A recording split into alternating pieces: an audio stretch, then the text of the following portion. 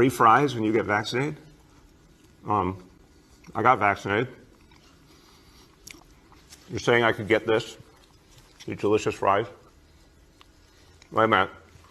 But there's also a burger element to this. Let me check with Bill Neathart. Is it too early in the day to eat a burger? No. This could be breakfast? Okay. I want you to look at this and think about, again, some people love hamburgers, some don't. Really want to respect all ways of life. But if this is appealing to you, just think of this when you think of vaccination. Vaccination. I'm getting a very good feeling about vaccination right this moment.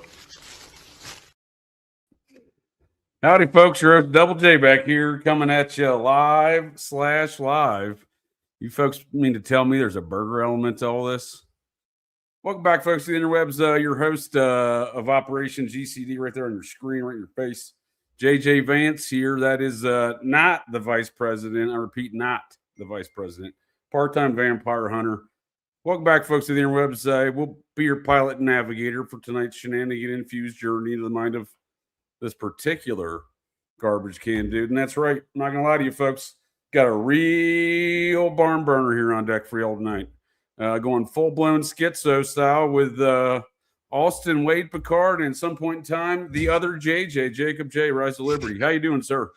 Man, Welcome back I'm to doing Operation great. GCD for your very first time. I appreciate you, JJ. And yeah, I think Jacob just responded, said he'll be here any moment. He's waiting for the rebooting internet. But yeah, well, I mean, technology often fails us, doesn't it? Yeah, always. But man, what do we have? We've got Pete Hegseth out here quoting fictional Bible verses from Pulp Fiction. We've got you know, what that was. He's in getting a raked over the coals about that one, isn't he? Yeah. And then you have RFK Jr. out here cutting off raccoon dicks on the side of the road with his children, apparently, in the car. He's got a weird fascination. That's a good point. He's got a strange fascination with the dead animal animal carcasses. Yes, he does. He picked up that one, like deer or bear or some shit before, right? Mm-hmm. Yeah. He's like, I'm going to inspect this. He's probably inspecting that dick, that bear dick or whatever he was at before. It sounds like it's something he's very interested in for some strange reason. But I did think that there was some hilarious news coverage regarding that subject. But yeah, and then for sure, dude, man, I don't know. I saw Elon Musk's father, which I had never actually seen his face before, and that in itself was something to behold. But he gave an interview to Russian state television, and he made the claim that Jeffrey Epstein is still alive. So I didn't know Elon Musk was still alive. Holy shit. Okay. Fair enough. He doesn't look, I mean, he looks like he's hanging on by a thread, that's for damn sure. But yeah, I don't know. Muppet world seems like it's very much alive and well, brother. You ain't kidding, because I actually think Elon's daddy might be Werner von Braun. They look a lot alike. That's so funny. Werner von Braun did use Elon as a fictional character in his Mars Tale. So look at the face of Errol Musk right now for this interview. Just so we can. Pretty ecstatic, dude. Pretty happy. I mean, my man, he needs to get some extra sleep. Something's wrong in his lifestyle is all I'm going to say. Yeah, well, aren't they all sex cultists from both sides? His mom and dad there? Like, oh yeah, Mama Musk and Daddy Musk there? Yeah, it definitely seems that way. And there are some strange parallels to kind of the hidden genealogy of Peter Thiel in a way as well, which I do think that, yeah, these individual personalities are very much engineered and thrust upon the public to influence our subconscious minds, I think. And I like where your brain holds that, sir. I like where your brain holds that. Can you hold that thought 1 second? We are going full schizo here tonight, folks, of the interwebs, and I do want to thank you all for joining us here tonight. And on that note,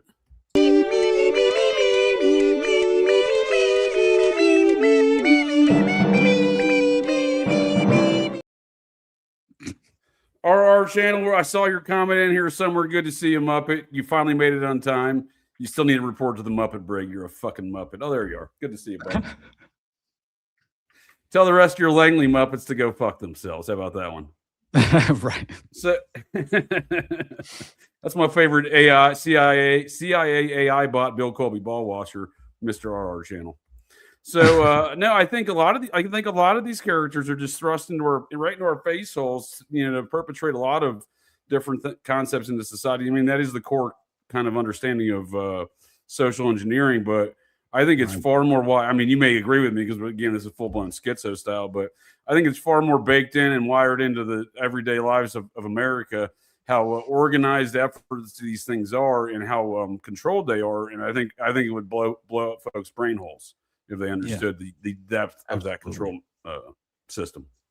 Absolutely, brother. I think there's very much, and it's what Judge Connerat in the Dutroux affair, if you remember, before he was so strategically removed in a convenient way for conflicts of interest, because he had the audacity to participate in an event on behalf of the victims' families, which was just a dinner that was in reality for the public to essentially grieve for the level of sinister. Just talk about a high impact event. I mean, I forget, the White Flowers March is what I believe they called it, when there was an over emotional and legitimate and I think necessary reaction as far as just as a response to that of the Dutroux affair. But hey, there he is. What I up? like the flex down, sir. There you go. Welcome, Jacob J. Welcome back to Operation GCD, sir, for your very first time. Yeah, of course. Thanks for having me. Sorry I'm late. I appreciate it. Did you get shot by lasers? I hope not. I hope you didn't. No. I dodged those motherfuckers this time. So no, just dealing with first world problems, internet issues. But luckily, I got I the guess issue lasers figured are out. kind of out of this world problems, aren't they? Yeah, extraterrestrial, I guess. Some fucking aliens and shit. Got some blue beam action going on these days. It is that time of year, right? It is. It is. Springtime, man. With that shit, dude. It's crazy. Every day, dude. Every day I tune in to fucking Twixter and there's new news on the fucking. It's ridiculous, dude. On the I think UFOs Trump and even. Bob Lazar, dude. Yeah, exactly. I think really he just went back on Rogan, so I think it made some additional waves, just reverberating once more because he got another kind of bump, right, in terms of popularity and appeal for wider, just the general public. So do you guys think, like, does he believe these things, or is he completely full of shit? I think he's I don't know. Full of shit. I think, I mean, definitely.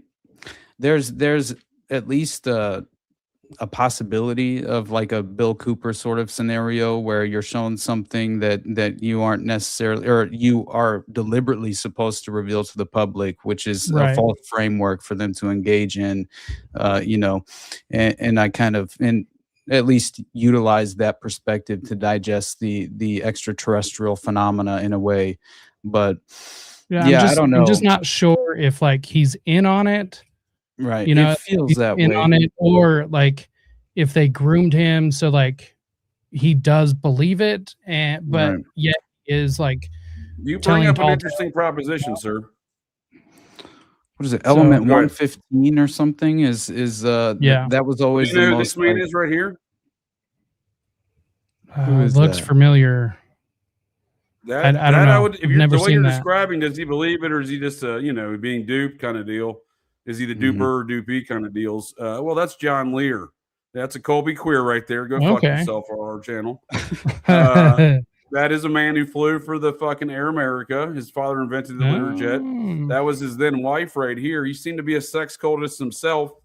That was his then wife. She would later marry the man in the Batman suit here, Adam West. But, why are they all posing together while he's married to her? You know what I mean? I'd say they're probably in some sort of weird sex cult activities, fucking muppets. Well, that and a lot of these marriages are all like, business marriages, political marriages, marriage of convenience or whatever. So, but not looking good for old Lazar or Lazar. Did he invent the laser? Perhaps. What did he say? He invented like long-term con artist, right? Go ahead. Oh yeah. I forgot what sort of scientific creation that he himself was allegedly responsible for that caught the attention of the authorities, who then was it like a water powered engine of some kind, or I can't remember. It was a jet rocket engine. It seems to be of a kit that he ordered out of a magazine, and he's got. I watched out of the back of a comic. He's got a whole backstory of befriending this jet engineer dude out in Riverside, California. That seems convenient. Sounds all like Scientology. Did he order it out of a back of a comic next to the X-ray I think spec? the initial one. Yeah, it seems like it. Yeah. And then he befriended the inventor of that one, and he made bigger ones. You know what I mean? But like it wasn't like anything he learned. Like he went to community college for like 5 minutes. It seems. You know what I mean? Mm-hmm. When he named off his college professors from Caltech and MIT back in '92 or whatever, he gave a name from a high school teacher who I think was an economics teacher. And he gave the name of a junior college teacher where he went to school for like 5 seconds, like a cup of coffee. And then he got busted. He got busted for running a prostitution ring, didn't he? For sure. Some sort of, it gets weirder than that, sir. It gets weirder than that. When he's fuck? working as a 20-year-old technician at Los Alamos, seemingly, so he worked for an organization called Kirk Meyer. Now that's what he's in that phone book that he always uses as evidence, right? Well, he basically, those little radioactive wands to make sure you don't got, any radiation poisoning on you. Yeah. He basically cleaned those, it seems. And he never got his full. What's that, sir? Go ahead. Cleaned or covered up? Cleaned him. Like he was he was the cowboy. Interesting. Man, sounds like a brilliant scientific genius. Well, he marries a 37-year-old. So that his first wife. So his second wife was the one that's allegedly sleeping with a pilot when he's working at S4, which causes a security situation. Right. Yeah. Very integral portion of his story. I've dissected this Muppet quite honestly back and forth. Go ahead, sir. Well, it's interesting. His first wife ran with the Hells Angels. She went to jail for murdering somebody. Oh man. She might have probably hung out at the Esalen Institute with Hunter S. Thompson. Right, that's what I was thinking, dude. That's exactly. I was like, I bet she knew Manson. She was the perfect age and place to know Manson, dude. My God. So we see those connections. We see other. I'm just saying the sphere that even forms around was old Lazar there. Once you start looking at it, again, his first. So then he divorces his first wife. She's 37. She's also working at Los Alamos after she's under like her third pseudonym. Because she murdered someone in California and went to prison for manslaughter for a few years. Wow. She did. Damn. She was accomplice to the murder. She held a gun to the dude's head while someone else stabbed him a bunch of times. Basically, I think that's how it went. So anyway, my question always was like, if he is telling the truth, or at the very least, believes what he is saying, why would the state keep him alive? Great question. And he got raided by that FBI in that one Jeremy Corbell documentary, the former Tate Polanski fucking, official painter. He made a bunch of weird paintings about Sharon Tate. Like he's like the official Tate Polanski fanboy, dude. Sounds kind of processing to me, but Corbell himself comes off very much like an overly dramatic clown in a way. It's just very hard to take him seriously. And have you seen his videos where he's painting Sharon Tate? They're the most cheesiest paintings, dude. He's like gluing shit together. Oh, well, I'll pull them up for it. Please, I'm way interested in that. Yeah, he used to rent a warehouse in like West Hollywood, which sounds kind of gay to me, but super gay. Oh and then he would do these he would have these little art exhibitions for these Sharon Tate paintings. That's what he was doing before he got super big into aliens. That's fucking weird. Hilarious. It was that raid that you mentioned in that documentary that they allegedly, apparently the feds took the unstable element 115 that he had stowed away and hidden from them and allegedly would have been able to prove all of these claims that he had made that were so extraordinary, right? Interesting. Right, because I love their other element 115 proof. It's some cheesy 1987 VHS with some weird object and a fuzzy light, dude, with some smoke. I'm like, all right, guys, that's ridiculous. It is. But what you're saying is great because apparently they're all full of shit. Apparently the FBI raided his spot because they sold some chemicals to some dude who used them to poison his wife. Oh my God.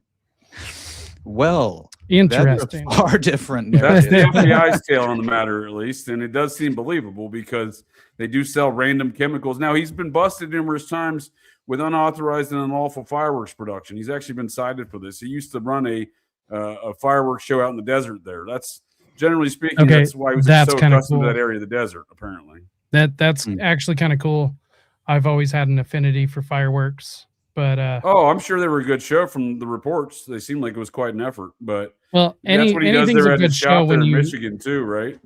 anything's a good show when you're, got a head full of acid. So Yeah.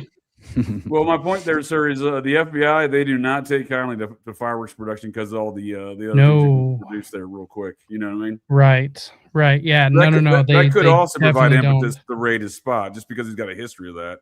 And then you get some other reports, right? I'm putting it in a very Right. dumb law enforcement, framework that I'm sure it went I mean, through. if they Had want to nothing do get with you, aliens or 115, right? if they want to get you, they will get you. Period. For sure. Like, Oh, yeah. I mean, you literally don't have to do And- anything. And he has a history. Lazar has a history of flaunting that, dude. He was running when they initially busted that brothel, the unlawful brothel he was running in Las Vegas. He Mhm. initially did not take ownership of any aspect of it, but he ended up being the guy running the entire thing. They had one apartment and another apartment. He'd sit in there and watch the things go down, dude. The whole thing. What He was like, "Oh, what I'm year really is connected." this? And he's the mastermind. You know what I mean? He's a Right. full blown con artist, if you ask me. What year is this? The raid? Same year he came out with George Knapp. George Knapp's the one who turned him in. That's He so told funny. George Knapp about it, and George Knapp's like, "Look, buddy, we got to stop this."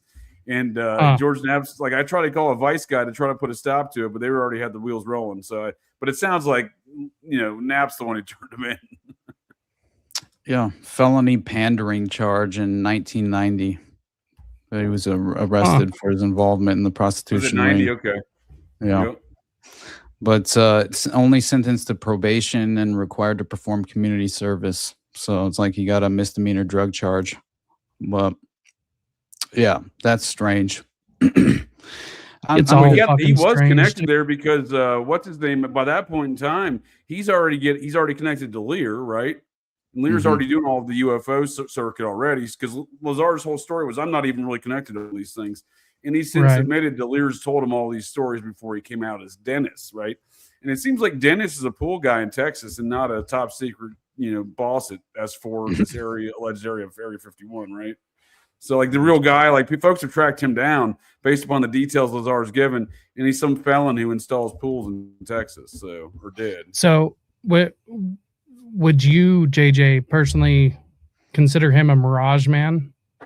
Oh, for sure. I think so. He fits right in, and he's connected. He's not that far removed from the Richard Doty, Paul Bennett situation through John Right. Muir. Yeah, I mean, he definitely does fit the definition, and I mean, he's literally in the thick of all of the UFO stuff. So For sure. I think Yeah, he's makes sense. I think he's an easy guy to get to go on in any con, right? Like he's Right. on so many cons before, that I think he's just an easy guy to get in well, on that's the con. that's who they usually target for the Mirage Men Yeah. jobs. I mean, anybody who can like obfuscate basically their past, a story or whatever. Like if you ever pay attention to any of the big names in the paranormal community, all of these people, like over a long period of time, some of them are really good. They'll keep their stories straight, which he has. He's been really good about keeping it straight. Granted, it's not perfect, but some of these people, like they'll completely change stories like every 5 years. Some of the like confirmed Mirage men and stuff, and for some reason they don't lose any credibility in the community or anything. Like people will still like fight you over the fact that no, these people are real. Yeah. No, they No, watched the that is Netflix definitely the weird. narrative he keeps telling everybody, that he hasn't changed his tale. I might be a little bit too autistic about following this dude's stories, but he's changed a number of times. Yeah, and I honestly feel like they're just using him to really like reinvigorate the modern blue beam narrative in a certain sense, For sure. and again cause additional distraction because obviously they're in a real way receiving significant criticism due to the obvious policies and the consequences thereof as far as what we're enduring in the current moment. I think honestly, on both sides of the aisle, people are not very much satisfied, right? And so they have to give the public some sort of distractionary tactic with these false framework narratives, to give them something to, at the very least, get bogged down in, overanalyzing and causing further division, because that's all that they're ever effectively attempting to, cultivate. But I'm never really surprised as far as the level of Mirage men, as you guys put it, and how they're kind of like leveraged against us and very much kind of triggered to flex in the perfect moment. And I think that's why he would, just as Trump, came out and he just gave a statement publicly about how there's these UFO documents that he's seen that are extraordinary, and he's going to reveal to the public. Yeah, that was today. I'm glad you said that. Right? No shit. It was today. Today. They keep rolling out these new narratives like every couple of days. And just a couple weeks ago, I thought I had a clip for it somewhere. Damn it. I don't know what I did with my clip. I had a clip because like last week, the big thing was because they're trying to get like the Gen Zers and whatnot. So they get Logan Paul like, hey, bro. He's like shirtless in the gym. Hey, bro, I just talked to Bob Lazar. He's going to show me this footage. And the footage he had, dude, is from a VHS from 1995. It's been around for a very long time. You know what I mean? Like, this isn't even new shit, Right. And they're rolling, like you're saying, they're rolling it out again. This blueprint being approached it's official with evidence. the new actors in the system, right? They got to incorporate the new generations. According to Joe Rogan, this is a official confirmation that Bob Lazar was not wrong, right? Well, I believe everything right there, Rogan says for sure. I'm so worried, bro. News. Like at this point, it's so ridiculous to even attempt to defend the individuals platformed on his show specifically, because the Epstein Rogan experience. Dude, I love the fact that he kind of let his mask slip with the Theo Von thing recently. Yeah. When he was like, rightly, in my opinion, freaking out, right? Like kind of, we're not like freaking out, but like just, letting it spew, right? Emotionally reeling in the moment. Right. Because, yeah. And then he just kind of poo-poos it. It's like, oh, well, we need to get you off those antidepressants or whatever the fuck he said. It's like, dude, I'm glad he did it. And I'm glad that clip went viral, because I do think that is a mask slip moment for him. Yeah. So, the dude literally has. I think a lot of characters, a lot of these Muppets are showing their true colors. Right. I got a clip for that. Guess who I spoke with? The man, the myth, the legend, Bob Lazar. The man who worked at Area 51 and personally reverse engineered alien craft. And guess what? I showed him the alleged alien UFO video footage that I have in my possession. Yeah, and it was exactly like that. UFO enthusiasts have been waiting for this moment for years. They said, Logan, show us the footage, show us the footage. I showed Bob Lazar the footage. And I did it on my friend Jesse Michael's show. It's called American Alchemy. I think it's coming out sometime in the next week or so. But this alien shit's getting serious. See how ridiculous that shit is, dude? So Lazar's whole tale is all he's just taking shit from elements from other folks' tales and just mashed them together. It's so the production level. Model, what is that, sir? Go ahead. It's the production level that gives it away. Yeah, like straight up. It's all. They're just interweaving this whole production now amongst these whole this whole system, right? Dude, it's like perfect production, because like if this was genuine, right, it would definitely be like a lot lower quality, because it would be more like off the cusp, cell phone footage, that sort of thing. It wouldn't be like this huge production. Granted, this piece of shit has, people following him around with cameras all the time, and I'm sure they're high-end for cameras. Years, right? For years. Right. None of it's new, dude. This video he's showing that he won't show in that clip, but he's got, got to release breaking news later. No. You got to get behind the paywall, dude. And it's like, again, it's grainy VHS, dude, and it's a dark room when like some weird craft that seems there, right? Dude, this whole sport model craft though came from Billy Meyer, and Billy Meyer has been long proven to be fake photos. That's where that came from. I'll believe the Bigfoot stuff before I believe any of this shit. Honestly, I'll believe Ted got shot by lasers before I believe any of this shit, bud. dude, I do believe Ted got shot by lasers twice. I just watch out for them. They got Ted. Ted's down, buddy. Well, the other proof they use for Lazar is those little stupid hand scanners. Right. You're like, oh, you put your hand on this machine and it reads your bone density and then pumps out this card. Yeah, dude, those things are everywhere inside Air Force installations. I've seen them everywhere. They're in the film Close Encounters of a Third Kind from Steven fucking Rape Some Kids Spielberg. You know, they show those little scanners in there. So that was what 10 years, 12 years before Lazar came out on the scene. That's what I'm saying. Like, none of his shit's even new, dude. Like, I don't know how he gets away with, like, I don't know how anyone buys into it. If you guys ever get a chance, all three of us should go there. There's a paranormal con here in Utah. It's in Vernal, Utah. Okay. And it's are the Skinwalker Ranch guys there? Yes, yes, they are. Because so they actually offered the opportunity to camp on the property next to Skinwalker Ranch, if you want to do so. Isn't that one dude who has a podcast? Who's what's that dude's name? There's a dude who I've heard him on Conspiracy Culture. I heard him on the Farm podcast with Recluse. He's or something Ryan Burns maybe. Has some sort of property next to Skinwalker Ranch. I think he's a former Mormon. I know he's formerly. Oh, I know who you're talking about. I can't remember his name though. Some high-ranking Mormons, if you will. Well, all of those properties all around Skinwalker Ranch are they're all doing LDS that now. Owned. Yeah, fucking typical. Well, I mean, come on, it's everyone's got to get on the grift, dude. Them grifts are, I mean, they're lucrative. Dude, it makes an assload of money. Them Skinwalker Ranch guys, for sure, yeah, dude. But if we ever get a chance, I want all three of us to go. Go ahead, sir. I was going to say just real quick that we ever get a chance, I want all three of us to go check out this paranormal con, which is partially owned. Some paranormal cons, bud. Dude, it's partially owned by the city and county government. Yeah, I saw the Utah Attorney General promoting it with the Skinwalker Ranch fellas. Mm-hmm. Yep. Interesting. Yep. Dude, it would be so much fun. Oh, that sounds hilarious, dude. It sounds like a lot of folks telling stories about getting shot by lasers to me, but it sounds like a good time.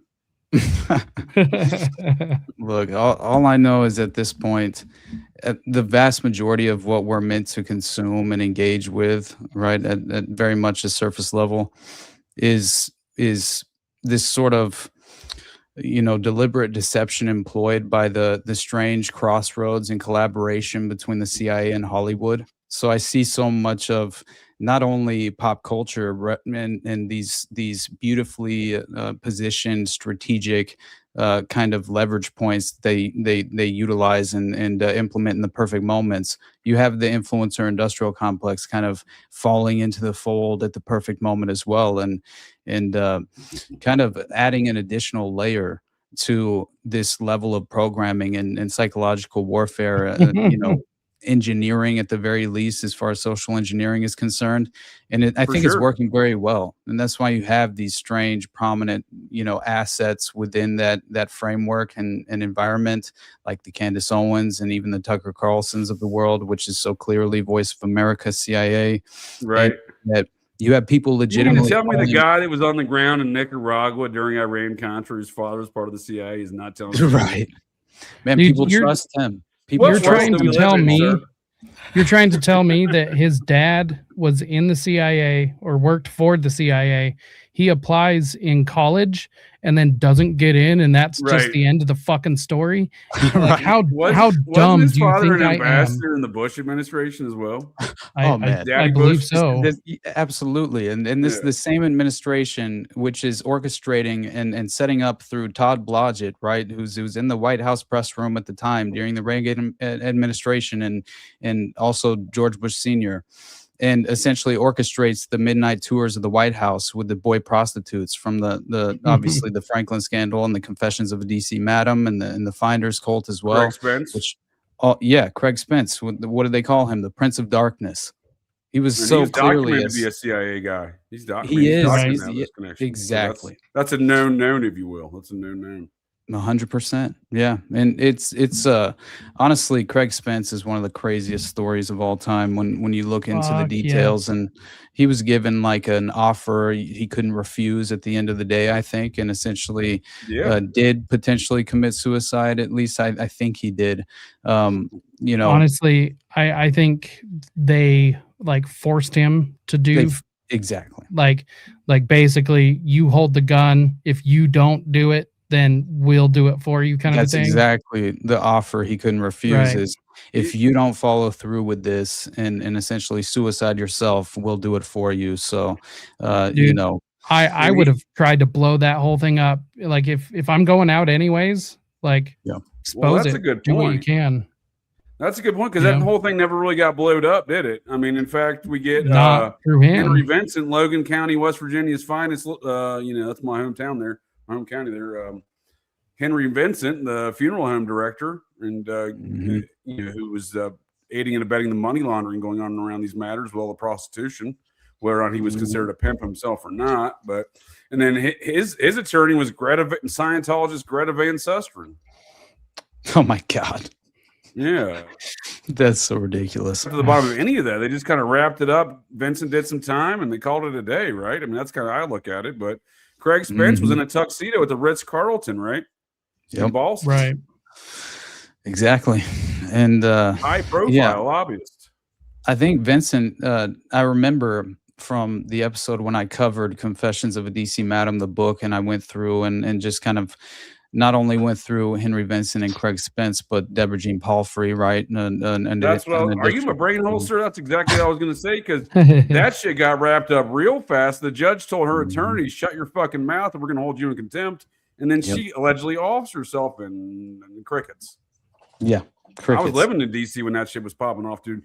There was like a weird air just around DC, generally speaking, around when all that shit was going on. It was it almost kind of, some folks told me it was kind of like the time when Chandra Levy disappeared. It was kind of the same kind of atmosphere in the aftermath. That makes sense. Yeah, I honestly think that you know, Henry Vincent was a closeted homosexual, right? So he essentially was just trying to, in a way, fraternize with morally and sexually loose, I would say, individuals within that community, right? And then because he had a decent business sense and was kind of a higher level business mind in a certain sort of way, at least for the lay person, the average person. I think he was enlisted by the prostitutes themselves, right, to essentially protect them as they did business with the Johns and things of that nature. And then that's how he was essentially contacted by Craig Spence, right, who was, I think, ordering a staggering number of male prostitutes, I think, from his service, just, you know, very frequently. Yeah, they're right? sliding congressional credit cards to the tens of thousands of dollars. This is the infuriating part about how folks, I think, gloss over this portion of the logistics, if you will. They're sliding tens of thousands of dollars in charges, sometimes in a night, on government credit cards, congressional credit card accounts at a funeral home. Does that make sense on paper, right? Like anytime what I'm getting at is anyone auditing the single charge should be like, why the fuck are you spending a government credit card at a fucking funeral home, bud?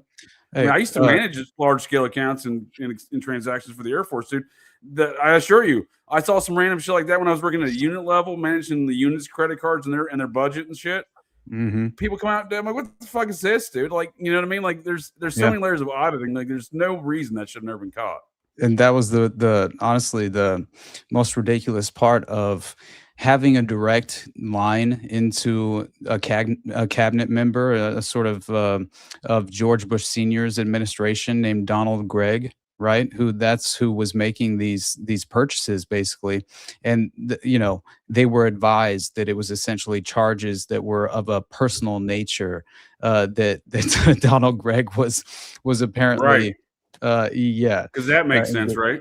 Exactly, but I think it was what's so strange about the entire operation as well is that the Secret Service was providing 24/7 Secret Service protection, right? That sounds pretty standard. Knowing how they operate, it sounds exactly. Knowing the fact that Hunter Biden still has protection to this day, that sounds pretty standard.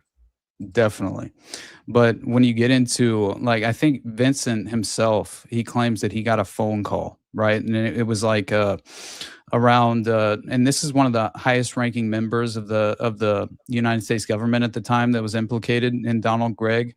And the fact of the matter is, it was like January 89, and Vincent gets a puzzling phone call from a woman who worked for the government accounting office, and Donald Gregg had racked up a recurrent credit card charge for funeral accessories with his government issued MasterCard.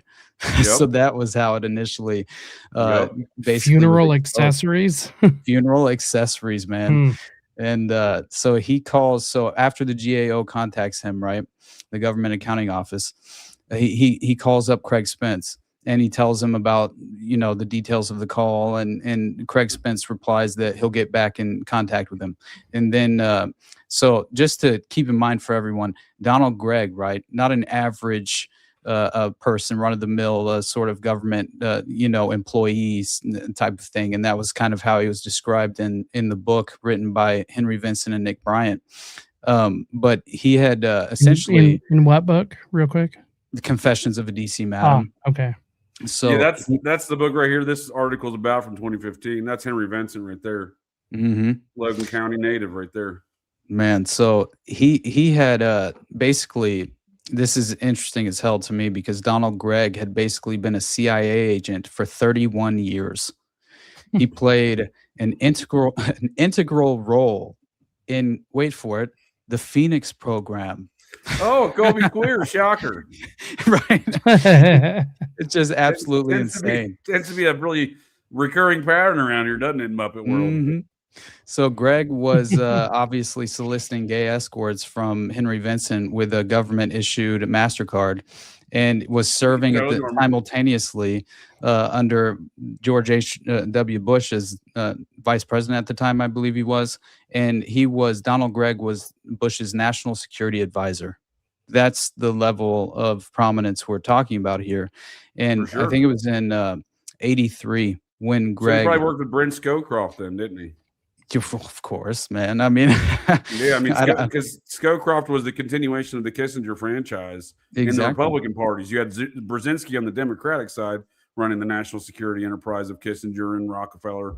But then you have... And then you got your Dulles brothers in between, you know, that kind of deal. But, that's kind of the national security Muppet sandwich, if you will. They're kind of...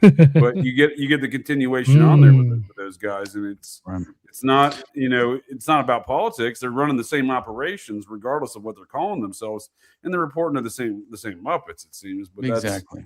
Do you remember? Scowcroft is Kissinger's right-hand man, and he's the guy that would later spawn a neo process cult from his assistant, J.J. Bryan. So, it's the interaction of these seemingly disparate criminal Muppet acts of Muppetry that. Shouldn't intersect, normally speaking, these should all be separate topics, but they're always in a very small cesspool of Muppets. None of this shit is separate. It all leads back I used to think it was. Always. I mean, we're all taught to think it was, right? We're taught it's very, very fragmented segments of society that are doing these things. No, it's all one fucking group. Right. Do you remember, so the fact that he's involved in the Phoenix program in general is fascinating to me, obviously. Yeah. And there's an additional connection to Donald Gregg, allegedly.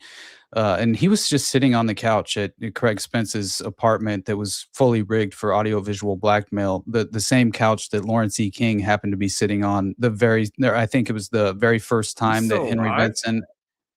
Yeah, he was at that point. And no, he's 99 years old, dude. Who? Donald Gregg. He's still alive. Are you serious? He's still alive, dude. My God. You've got to be kidding me. I'd love to get a picture Holy of that. shit. Yeah, I thought he was dead too. The other's long dead. That's crazy. Yeah, but I was shocked to find these. This is brand new information to me. It's always the biggest pieces of shit. Honestly. But man, he was allegedly involved directly with the covert meeting that took place in 1983 with with Felix Rodriguez. Yeah, that was during the time. Well, that means he's connected to the Mooneys, dude. They got some Mooneys just got indicted in Newark, New Jersey. I was just reading about it today, courtesy of Green Mountain Boy 76 there on Twixter. Appreciate that sending that away because I didn't know the Moonies were in that area. But hey, man, I found a direct connection to the Moonies cult within the framework of the Detroit affair. Well, that's interesting because I would say this guy's probably wrapped up in the Moonies right here, sir. No surprise, right? Yeah, like, no surprise. Seriously, what the fuck is going on these days, guys? Like, well, a lot of that coverage you're talking about from the Franklin scandal, if I'm not mistaken, was printed by the Washington Times, which is started and founded and owned by the Moonies. Right. And by the way, I think that was the exact same time that the Mockingbird media at large was specifically in the context of the Post, I think it was, that was running like these counter propaganda competing narratives to that of what the Washington Times was reporting, if I remember correctly. Steve Hoffenberg post? Was this? I believe so. And it was a direct partner then. Exactly, and it was a direct implication into Modern Mockingbird in a real way, just kind of tracking that forward, into But hey, I'm gonna run. Let my dog out. I'll be right back, guys. Oh, sure, dude. Go ahead. So, what are your thoughts on the Franklin scandal, generally speaking, there, other JJ? And again, since you came in late, by all means, if you welcomed up, I gave you a proper welcome for your first time and all, but I don't think I gave you a proper chance to plug anything you're working on. If you'd like to do that here while Austin stepped away. Well, the biggest thing I'm working on right now is like a written. Well, it's one article that I've had to break up into several pieces. But it's the most extensive coverage of the Satanic Panic in written form that I've been able to find. You got a Colby panic popping off in the chat. Fuck you, RR channel. Glad to see you though. But great to see you. Fuck yourself. Yeah. I've got this article I've been working on for quite a while. Like I said, I've had to split it up because it's gotten so long. But it's a written account of going through all the stages of the Satanic Panic, what it is, what led to it. Right now, you're talking about it, right, dude? I haven't stopped being panic. But that's what I've got going on over at Beware the Mockingbird, my Substack. So go and check that out. You can also check Beware out the Mockingbird, indeed, sir. The Phoenix program didn't kill no ones. No, Phoenix program just came home. Right there. Phoenix program just came home, my friend. Exactly. That's exactly what happened. And we were actually just kind of discussing that. And in a way, following that strange and interesting evidentiary avenue toward one Colston Westbrook, right? Who set up the pipeline from basically UC Berkeley to Vacaville Penitentiary. Oh, interesting. Very strange. But this is just after he was involved in the Phoenix program and essentially was basically a little too on the nose with this case, with this example, isn't it? With Westbrook. Oh man. It's so crazy when it comes down to this man's path and how he was significantly involved in the Patty Hearst case. And dude, Westbrook, it glows so hard. I mean, he's all wrapped up in Jonestown. That's what I was about to say, is that basically Jonestown, now obviously this is through the framework and the lens of a CIA experiment, a sort of extension of MK Ultra going underground after Richard Helms and the fake transparency. I think that was actually the very first, like, not dry run, but like the first in action version of MK Ultra was Jonestown, and it just fucking failed. I mean, I guess they still won with it, but nonetheless, like it didn't end the way they intended it to. I think what I'm trying to say. Exploited it as it blew up in their faces in a way. Is kind of how it, which that damage control. Exactly, and it's almost exactly how they seem to. It's almost status quo in terms of the playbook and how it's recycled and obviously, whenever whenever an operation is kind of blown up in that way and publicly being exposed, then I feel like what Colonel Bo Gritz had to say about that they were tying off loose ends in this very kind of feverish and panicked way. So they're pulling assets from the Montreal experiments down to Guyana to just add bodies to the pile and claim that Dr. Leslie Mutu can't count, and the Guyanese officials have no idea how to conduct a legitimate, like medical. But dude, I would love to see somebody do FOIA on Westbrook. As far as I know, with the digging that I've done, nobody has. So he was legitimately, and this is according to the May Brussels archive, right? Yeah, I was going back through. I was trying to get more of like a legitimate window into Colston Westbrook, as much as I already kind of had an understanding of what he was involved with the Shalom Project and things of that nature in regard to Jonestown.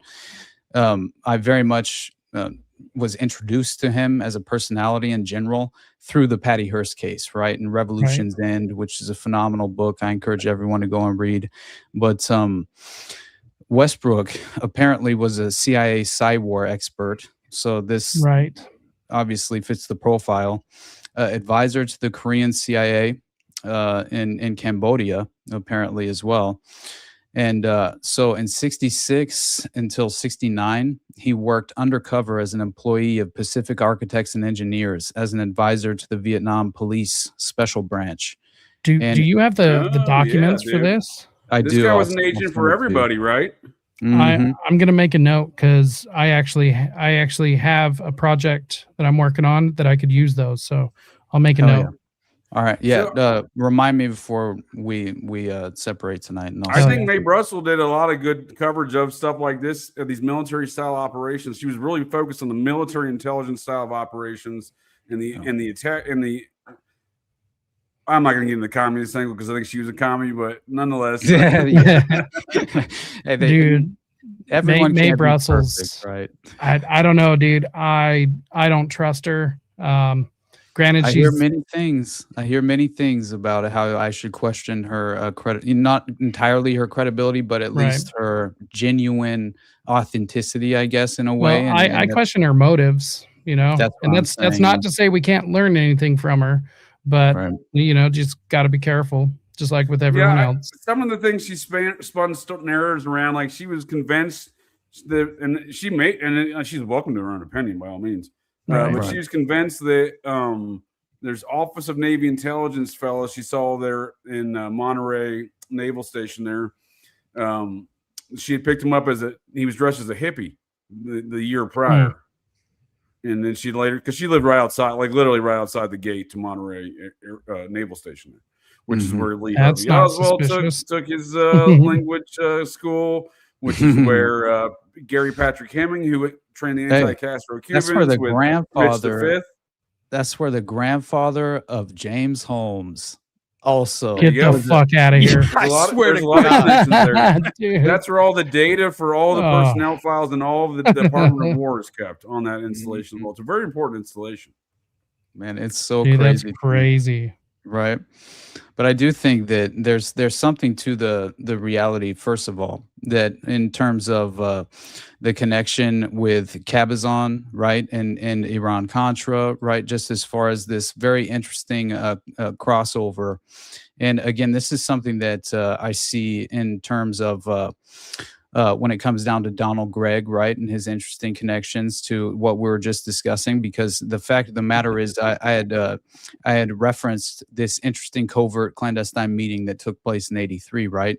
But this meeting happened to involve Felix Rodriguez, right, the CIA agent who allegedly was the handler of Craig Spence, which is very interesting. Oh, we're back to Spence. I was about to say, did he had an intersection with DeFreeze? I thought we were talking about DeFreeze. Well, no, I'm still sort of in that vein because I very much think that it's Iran-Contra, right? What do you call it? Idaho-Contra? Or where Idaho-Contra, for sure. Yeah. The ongoing enterprise. I just feel like this, exactly that, right? What you just said. It's an enterprise. It is an overall sort of umbrella reference point that we should view kind of just a sort of strange window into the framework itself of the network. Dude, and how it Felix kind of Rodriguez overlaps. is still alive. My God, they won't die. But Dude, it's so the fucking evil. It keeps them alive. Right. So Donald Gregg's at this meeting in '83 with Felix Rodriguez, Vice President Bush, and this is at the White House apparently. And between the three of these individuals, this is where they hatched the covert scheme to provide military aid to the Contras in Nicaragua, which ultimately morphed into Iran-Contra. So that's essentially what we're talking about here. And the Yes, fact sir. that Donald Gregg was a key prominent figure, one of three involved in that conversation, which was covert at the White House, taking place at this time in '83. And then he happens to be the individual who's making these funeral home purchases with a government issued MasterCard for Craig Spence's operation, Henry Vincent's operation, ran by Craig Spence and exploited by Craig Spence. And all the while he's hanging out at the apartment, fully rigged with audiovisual blackmail, with a two-way mirror in a closet with a tripod and a camera. And I swear. And Lawrence E. King also happens to be there as well. And Donald Gregg's hanging out there with the 24-hour Secret Service detail for protection purposes. And it's just fascinating to me that none of this is understood, when in reality, this is just another avenue of reflecting on the really kind of like extraordinary scope of how this network honestly operates and has been systematically entrenched in a real way. And we look at it as separate cases. I don't think that's how it works. Yeah. Well, I don't think so either. And I think this is a great example here, sir, because I always forget he's involved in the Che Guevara assassination as well, because that all stems back from the Bay of Pigs thing.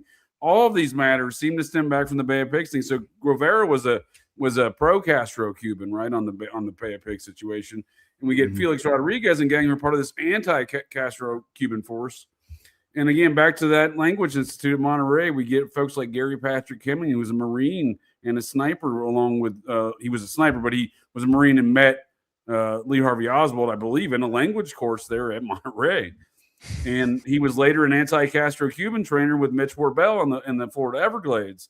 He was also the technical advisor to Oliver Stone's JFK. So, hey, that's Wayne Williams in the Atlanta child murders, my friend. That's exactly what that is, because Mitch Warbell was very much involved in that, especially geographically speaking, is where the training compound was located. And they were essentially using a faction of the KKK, right, to run not only weapons trafficking through the Hartsfield International Airport, right, in Georgia.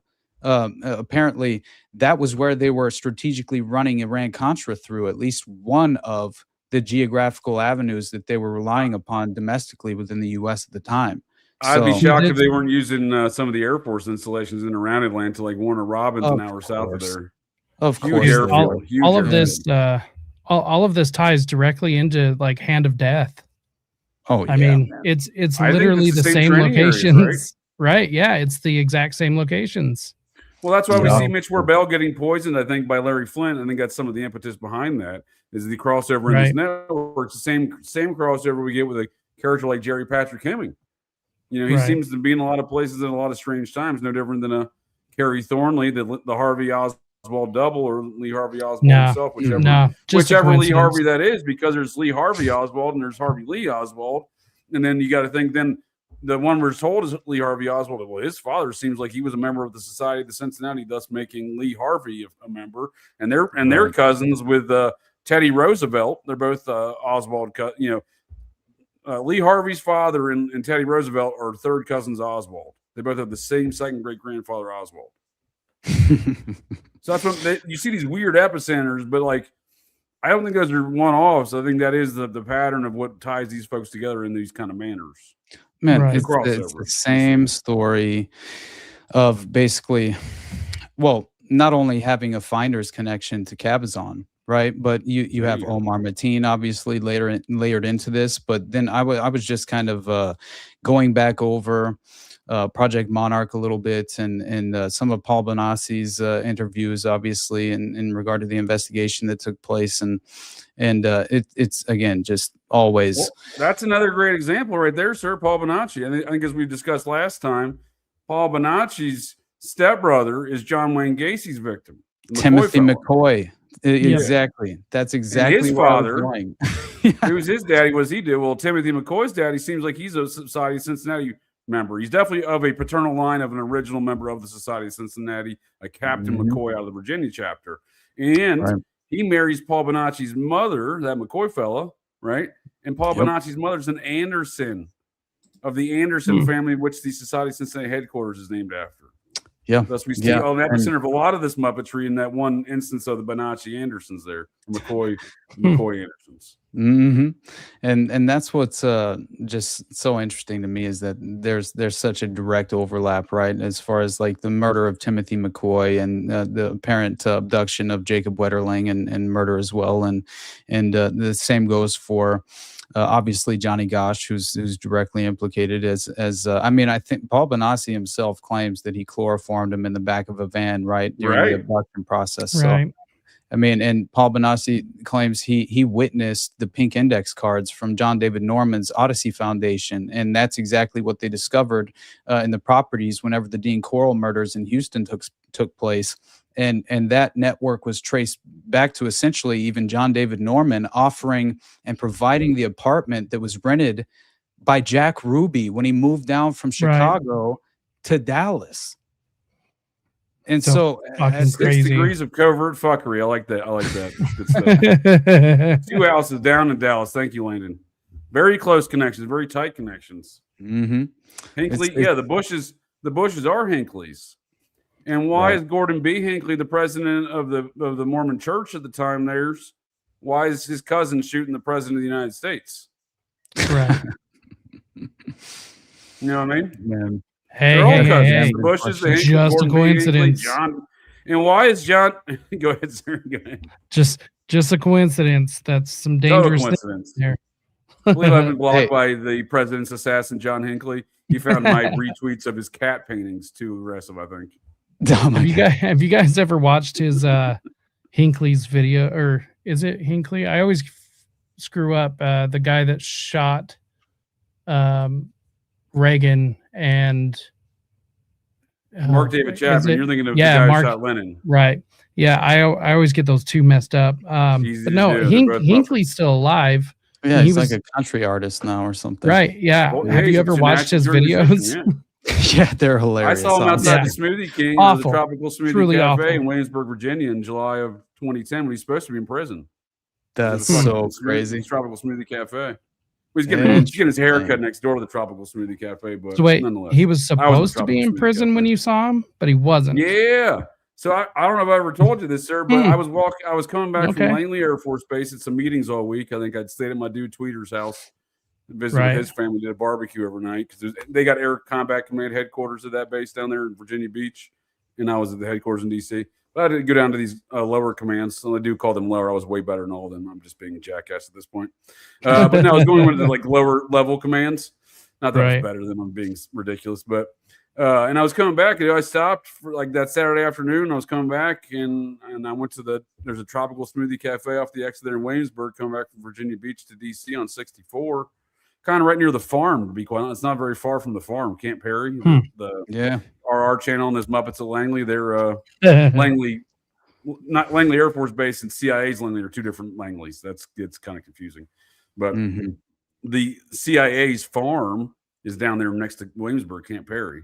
But this is in Williamsburg, one of the and many. that's where the Hinckley's lived. His parents lived there. And apparently he was getting weekends to live with his parents. But according to the two kids working the Tropical Smoothie Cafe that afternoon, y'all ever seen the film Goonies, which is going to be an important note here in a moment. But you ever seen the film Goonies? You got Chunk there at the beginning when the Fratelli mob's speeding through. It was kind of like one of, and he's glued up against the window, right? So I walk in the Tropical Smoothie Cafe and these two teenagers working are glued up against the window. And I'm like, do I have like a booger on my nose or something? Why y'all looking at me as I'm walking in here? I walk in there, they're still glued against the window. So I realize they're not looking at me. And I'm like, what's going on? And they're like, hey, that's the guy that shot the president. And I look, he's walking in right as I turn around, he's walking in like 5 feet away from me in the next little door on the shopping center. And I was like, no shit. I looked at him, I'm like, oh shit, that is John Hinckley. What the fuck? And they're like, yeah. I'm like, what's he doing here? Like, oh, he goes to get his haircut every Saturday at the barbershop. What the fuck? Yeah. So Okay. You mentioned Camp Peary, right? That Yeah.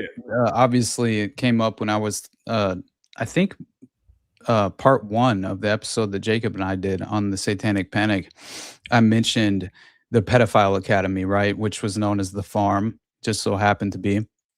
And this is where Dr. Sidney Gottlieb, right, the dark sorcerer, black sorcerer of MK Ultra himself, basically was called the goat fucker, exactly. And it seemed as if he was the one responsible for potentially providing the goats, Henrietta and Igor, for that ritualistic blood sacrifice that the Finders cult obviously claimed too was animal coincidental for me, husbandry. man. I'm not a coincidence theorist. When the Finders moved down the road from a Sidney Gottlieb goat farm, they started doing the weird rituals with goats. These things are not that far separated, in my opinion.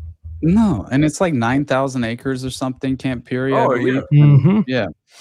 I mean, they flat out admit that it's referred to as an experimental training activity, armed forces experimental training activity property, basically, is what it's used for. Training it has a couple different purposes, but it is the area known as the farm. Right? Yeah. Oh, 100%. And that's look, what they even have a lodging and conference center website. That's cute, right? Yeah, they have a sister facility, right, called The Point, I think, as well, which, it's in North Carolina, I think, which, again, I know what you're talking about. Yeah. That's where they did all the Bin Laden training, right? The point seems a little Freudian. I've spent many years avoiding that topic, but it's been one I've been diving back into because, first of all, it's ridiculous that there's 17 people that shot Bin Laden. I think someone's obviously lying, right? The other thing, and then the ones that most of the folks that were actually on that mission, the ones that didn't write books, they all died. They all died in a very slow-moving Chinook aircraft across a very war-torn valley in Afghanistan. It's like they knew this was the most dangerous valley in Afghanistan. Like, we'll drive it a little bit slower. And I had one of those dudes tell me, one of their friends from DevGru tell me that he thought all of his friends were murdered. He was supposed to be on that mission. He trained down there in North Carolina, as you're describing, and he blew out his knee and thus did not go on the mission. Man, interesting. So even a lot of times, I think looking from the outside in, I'm sure I'm thought of these things too. Like, you may not think they're all, no one inside's thinking these things. Yeah, dude, some of the dude's friends from that mission that all got murked, they knew their friend got murked. Right. They were. Yeah, I mean, the guy was visibly upset telling me about these things. So it wasn't like, you know what I mean? Like he didn't want to really talk about it. Like we had a mutual friend, and he just the dude wanted to vent about it. So I was believing what he was saying. Like, I don't think it was a circumstance where he was feeding me like any sort of tales. I mean, I was still in uniform. You know what I mean? Yeah, but I think it's interesting the fact that the few cases that we've referenced in just the past hour, they all tend to have this strange component that directly involves Iran-Contra. And that, to me, I mean, just as far as you mentioning basically Mitch, right, from Mitch Warbell. And basically instantly I thought of the Atlanta child murders, obviously, because he was running the Cobra Academy or company out of the farm, right? That was essentially the name of his strange training compound. But this is interesting because whenever I did the Atlanta child murders, I discovered this report on Mitch Warbell and his Cobra company at the very time that he was apparently engaging in this sort of training at this the farm compound, right?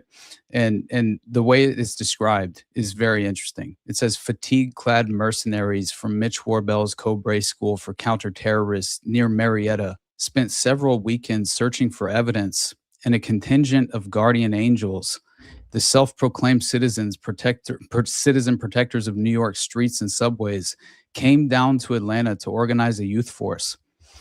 Now, why on earth would mercenaries affiliated with such a prominent member of the super spy fraternity as Mitch Warbell be involved with organized search parties during the Atlanta child murders? Warbell was a part of the Old Boys Network, right? It included... He's part of the Nazi enterprise, you're right, sir. The OSS guy, right? Alan Dulles, William Casey, Richard Helms, E. Howard Hunt, and the usual suspects. Bill Colby himself, sir. Bill Exactly. Colby himself, the man, the Muppet, the legend. And during World War II, it was Warbel who obviously was a part of the Office of Strategic Services at that time. And he was in Burma and China, I believe, is where he saw action before. Well, I was about to say, he served specifically under the command of this man, old Jeffrey Epstein's buddy, the man who helped set up instrumental in Air America and the money laundering operations of Colby's queers. There we go. Castle Bank and Trust. Another direct overlap to that of, this is why I believe that obviously Air America and the direct just sort of avenue of evidence that we have in terms of not only being directly involved in the finders, but not with Marion Petty's son, right, working for the company. For sure. Fascinating. But I He's mean, a Colby queer. But then just being sort of passed off with the keys swapped out and given to a one Jeffrey Epstein after he so strategically part of the franchise, right? I think that's what they were doing with Sam Bankman-Fried. I covered that one last week. Folks, the interwebs want to check in Operation GCD Sundays this week. We're diving more into Paul Hellier and that the anatomy of a Bill Colby queer's money laundering operation, because after Castle Trust and Bank it shuts down, they start rolling out what later we find out later becoming BCCI. It's in the declassified documents as an unnamed Bahamian bank, that they're going to start transferring these assets to. But then we also see them spin up Nugan Hand Bank, where Bill Colby himself sits on the board, as well as his Colby queer, John Michael Hand, who would go disappear into oblivion for 35 years while not facing any charges for the largest bank Ponzi scheme in Australian history. And then he goes and disappears under a pseudonym in Idaho. And then we find years later the same network of money launderers, the extension they're in with the Leon Black and gang, working around with the new generation, I would argue, Sam Bankman-Fried. Hey, man. What's going on with Leon Black and Apollo Global Management with their acquisition of what they were the parent company of Life Touch? Was that the strange and interesting detail, which obviously is directly involved in what yearbook shopping photo for kids children. Across America to diddle? Yeah. I think you're right. Exactly, and that's what I feel Is that like. Where you're going? 100%. It's an avenue into procuring children, and I truly believe that this was sort of a ploy to prop up this sort of strange ordering system that they could potentially obviously sort of tap into in a strange way. Sure, dude. Yeah. But I mean, all it does is remind me directly of the connection into Laura Silsby, right? Just as far as like, absolutely, yeah, you have landed her in Idaho too, didn't she? Oh yeah, Amber Alert, right? Which is just this never ends, and instantly. What did I think? On that note, Laura Silsby obviously gets busted with 33 children trying to get out of Haiti. Children, just get out of here. If you get busted for sex trafficking kids, that you wouldn't hire an attorney who was a convicted felon of sex trafficking kids. No, you would think you wouldn't, right? And you would think you wouldn't be able to practice law after you got convicted of sex trafficking kids, but apparently in Haiti, it's a different tale. No, it seems like you only are, you sort of fail upward if you're a strange pedophile in this interesting system of the pedophile occupied government. I feel as if all that happens if you're exposed in some sort of way in terms of the enterprise itself, as long as you don't blow the whistle personally and you're not too overexposed to actually reveal and any sort of intricate details of how the network operates, then you will only be sort of rewarded, right, for your loyalty. And I think that's almost like the philosophy of what Nick Bryan outlined, and I'll never forget the way he described it, right? When he talks to the blackmail photographer, Rusty Nelson, in regard to the Franklin scandal, and Rusty he gives him this metaphor. He says it's like being on a yacht in terms of being in this network or this enterprise that we speak of. And he says, when you're on that yacht, he said, it's the most beautiful day. And you can have anything and everything you could ever, your heart's desire, right? When you're on this yacht. But the moment you decide you want to get off, every other person on that yacht will make certain that you drown. And I thought, man, that is the way this works, right? Dude, are you in my brain hole, dude? I drove earlier. I told you I had to get to Montana. I had to go to the car dealership, so I drive 250 miles each way. through a mountain pass, past some dwarves and some trolls, maybe. But I was thinking about exactly that, dude. I think that's the perfect metaphor, and not just because Henry Vincent and I are from Logan County, and as a result, we're probably kinfolk because everyone got an Appalachian family pole down there. He's probably part of it because it's not a very populated area, and everyone bangs each other apparently. But nonetheless, yeah, dude, I think that's the greatest metaphor. Again, I was driving thinking about that earlier because like that is the way this network operates, dude. Yeah, it really is, man. And it's called I mentioned Judge Connerat right before Jacob joined earlier, and it was only because I was thinking through. Now I've done far too much in-depth research in regard to the Dutroux affair, and this haunts me. Okay, this is something that I can't shake it. You know, it's forever with me, and you know, I think that makes me a better person, thankfully. But at the same time, there's a level of darkness that's attached to this information, you know, and it's just a reality. And Judge Connerat, before he was strategically removed from the case because of this conflict of interest for attending an event on behalf of the victims' families, basically, he referred to the network that Marc Dutroux and Jean-Michel Nihoul were a part of as basically the international child sex mafia. And there's never been a better illustration of what they represent, right, on the world stage, and how they viscerally and sinisterly abuse the most vulnerable that you could just ever imagine, with no protection, no caretakers, no guardians. Because it's a form of currency. Yeah. It's literally their currency. Which is fucking disgusting. Blackmail is currency with this crowd. They're all sick fucks. They're a bunch of sick fucks. That's what you can extrapolate. I think there's a lot of known knowns that can be extrapolated by studying what didn't occur with the Epstein. Not the known knowns of what's in an Epstein release, but studying what was able to be accomplished at the time with no charges and no accountabilities. Right. And then the censorship of the media around these topics, and you know, just even when it gets to every time it breaches the surface, so to speak, of this network, it is, again, like you were saying with the Henry Vincent quote that I certainly agree with. We see the evidence of that in those circumstances when these network breaches the surface, and then suddenly from every angle, that angles you may not even imagine are possible. Like, where the fuck did that come from, right?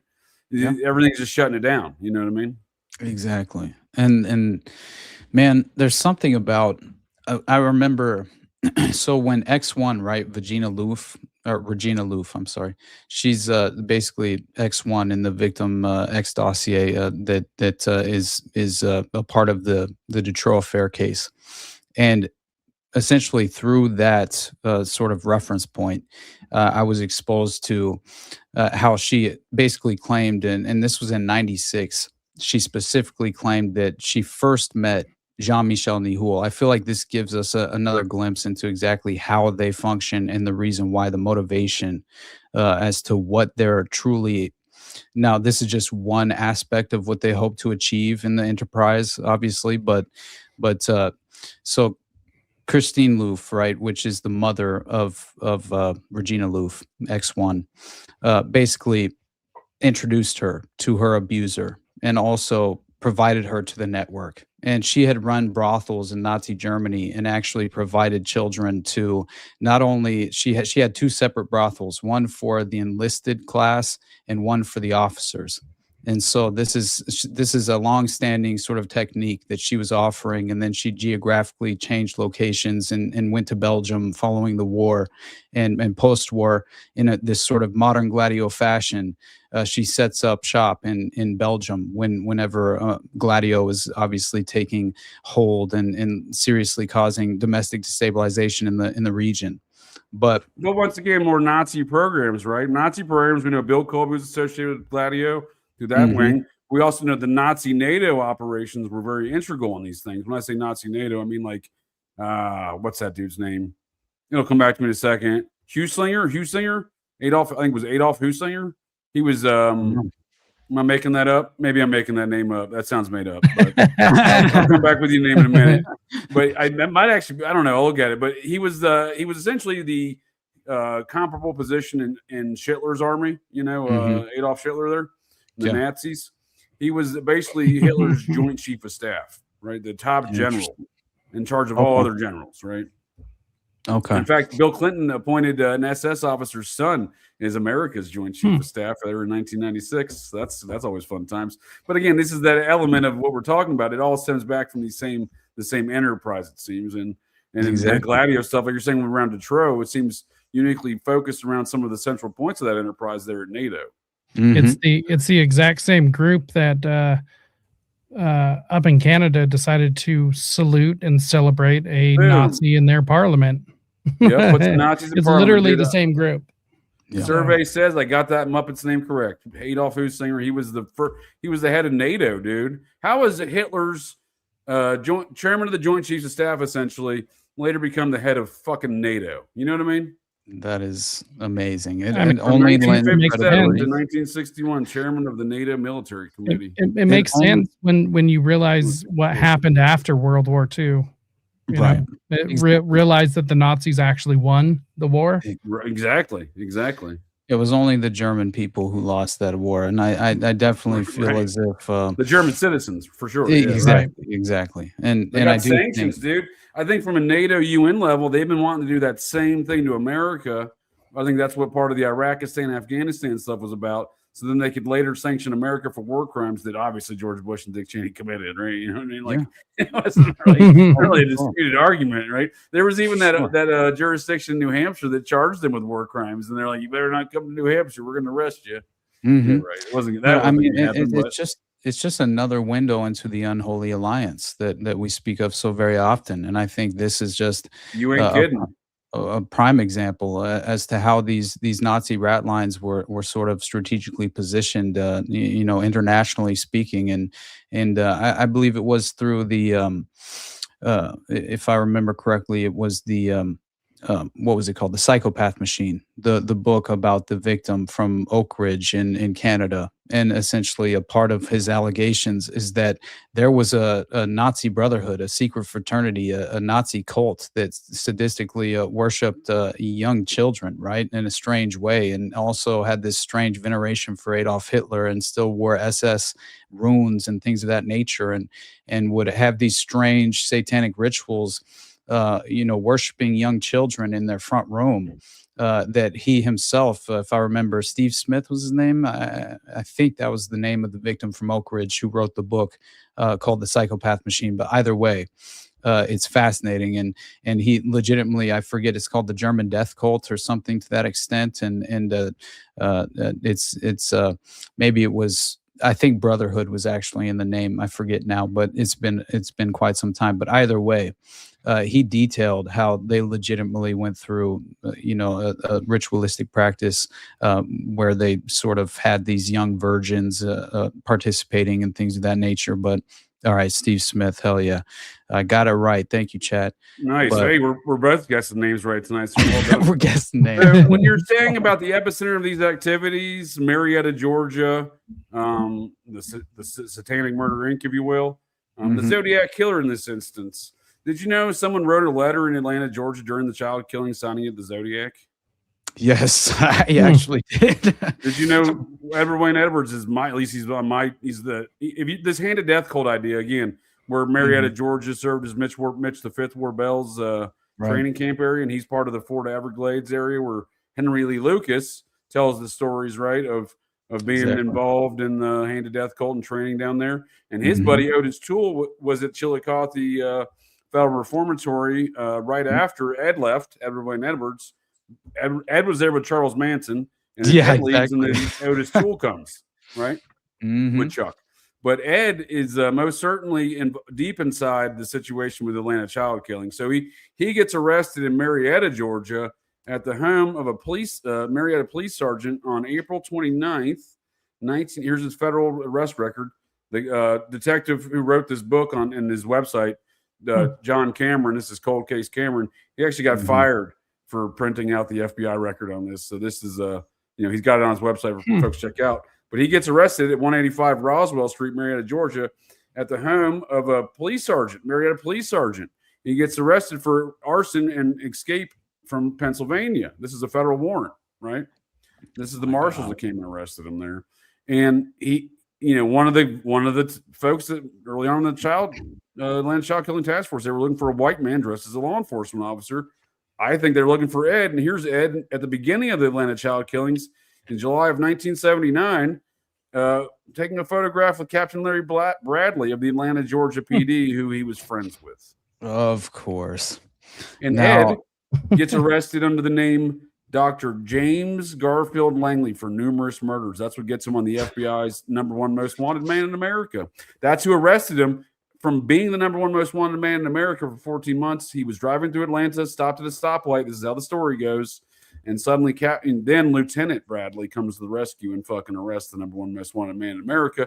Then they pose together for that photograph later, which just happens to coincide with the start date of the Atlanta child killing. So we know Ed's involved in these matters in some degree, some form or fashion. And again, there's a statistical decrease in homicides in America when the 16 years that Ed spends in prison as an adult. Right. I don't think that should be ignored. Ed was a great killer.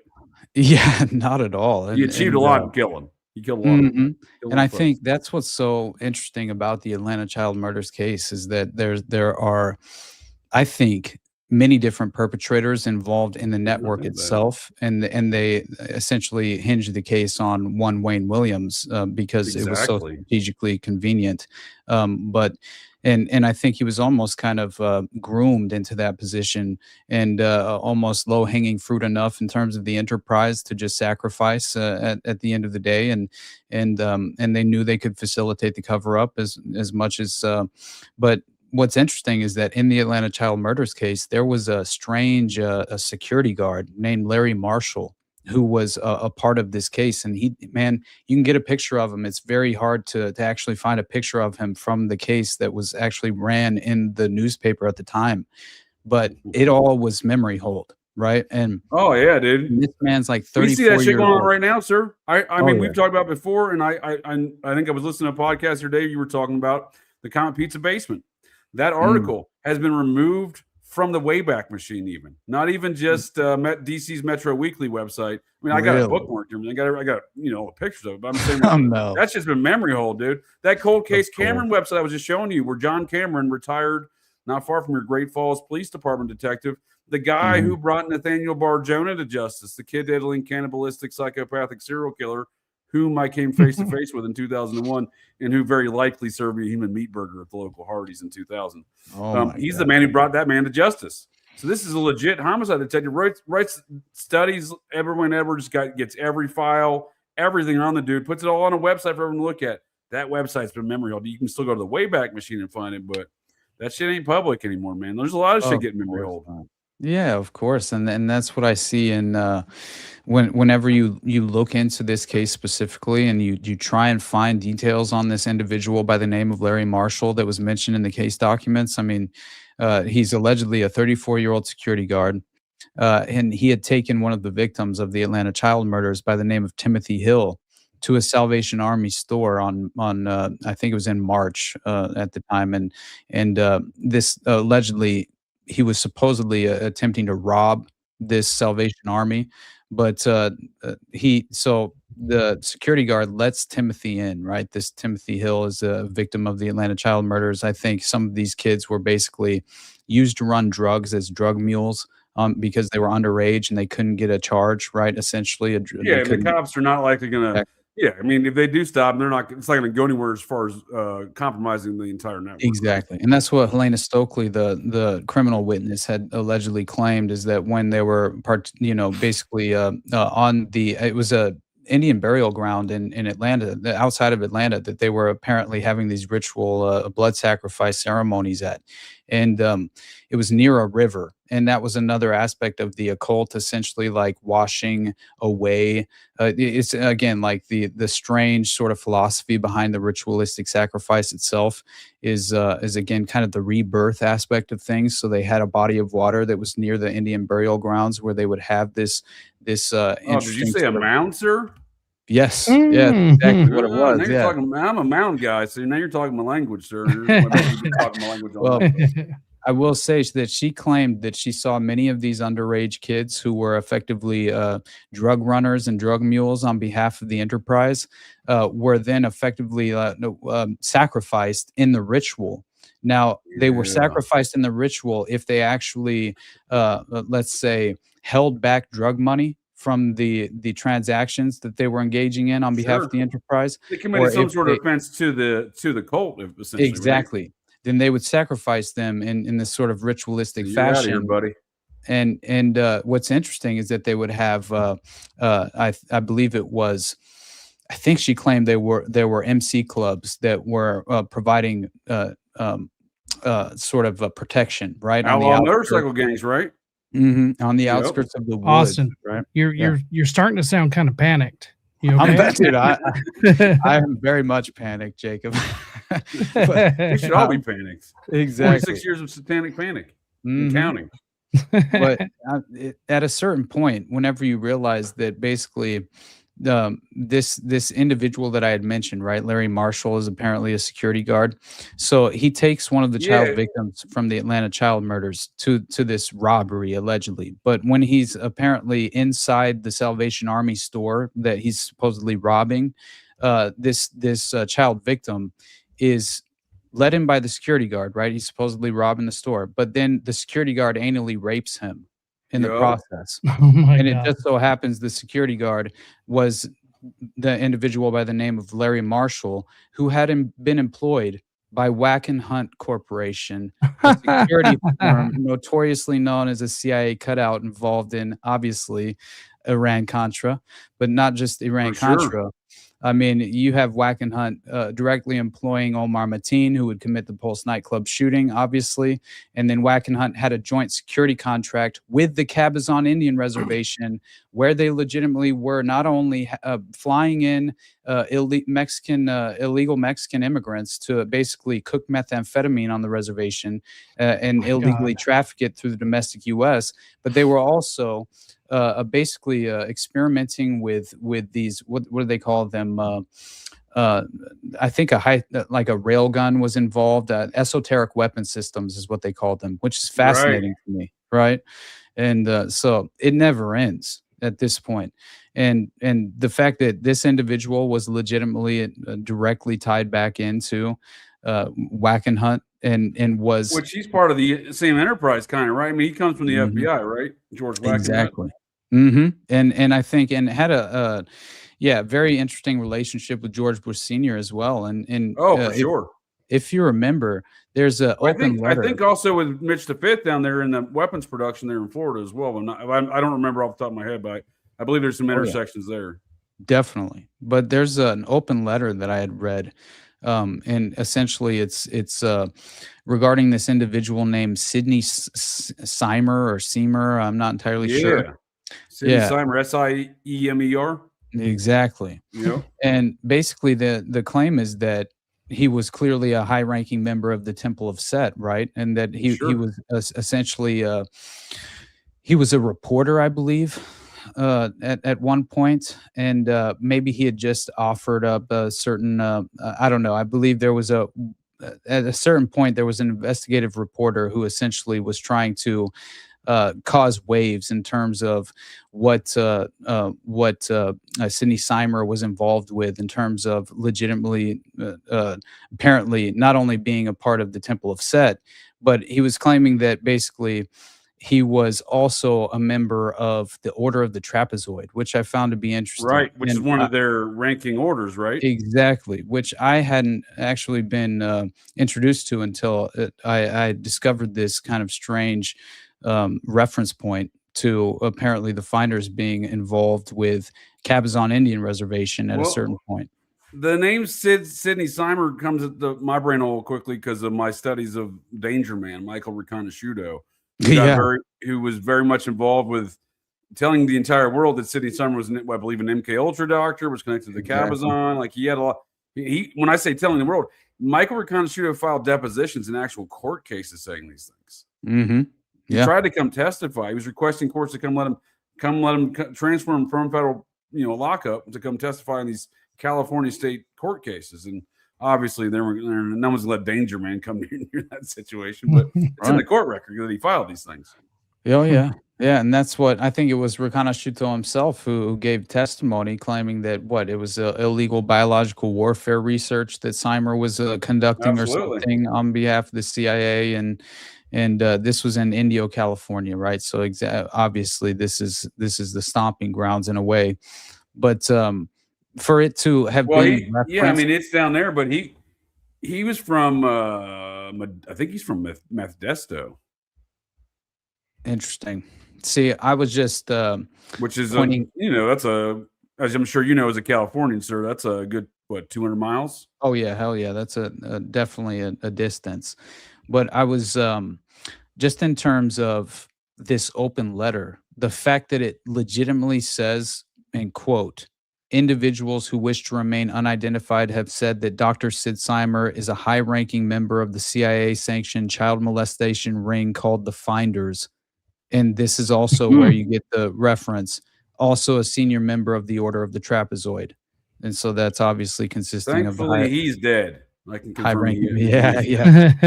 No kidding, man.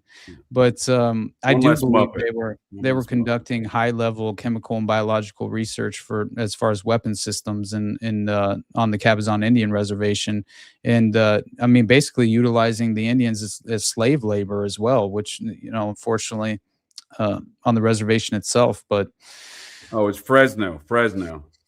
Oh, okay, interesting. We're close enough, right? Yeah. I think that's where some of those cases were out of that I was reading previously. The Reconnaissance had filings in. Interesting. Right. He retired. He ends up passing away in Spokane, Washington, of all places. Interesting. I don't know. It doesn't really seem like he had any connections there. Not that I'm familiar with. Right. Man, I just think it's fascinating at the end of the day when it comes to all of these overlapping threads that tie in Iran-Contra to these various networks, and I think for sure, dude.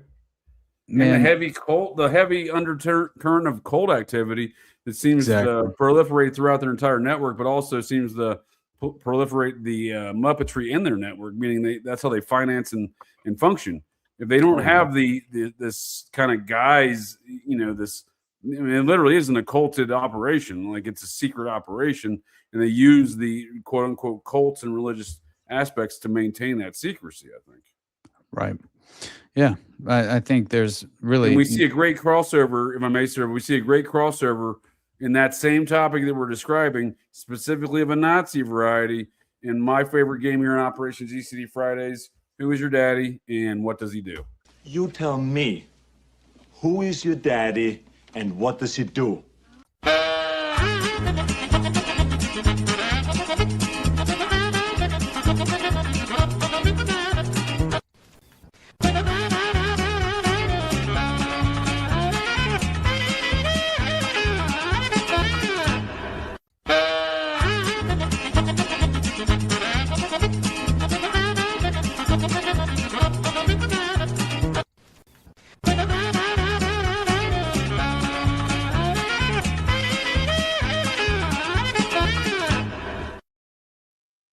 The Goonie man himself, Sean Astin, the many dads of Sean Astin. The guy in the last picture with him.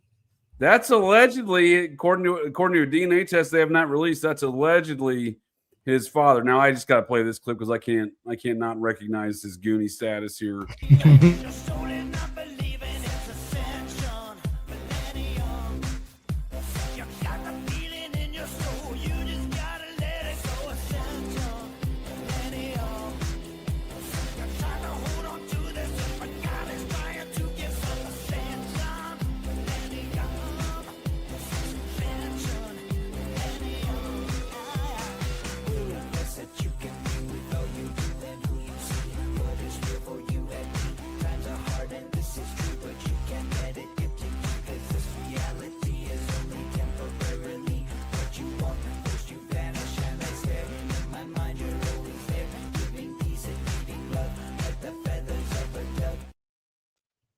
Dude, that's peak Feldman.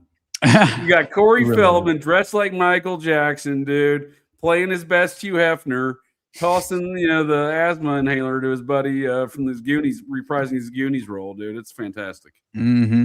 Honestly, man. And really, on that note, I feel like there's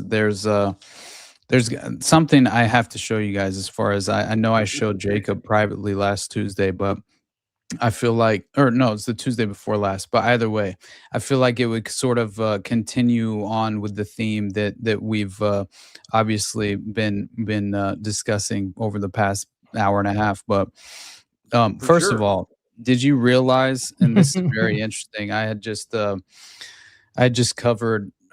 When I was talking about Pizzagate, I was sort of kind of layering in the additional threads of the Epstein files that clearly reference the case specifically. But more than that, I feel like there's an interesting sort of evidentiary window into this strange claim that as Jeffrey Epstein, if you realize that Epstein obviously,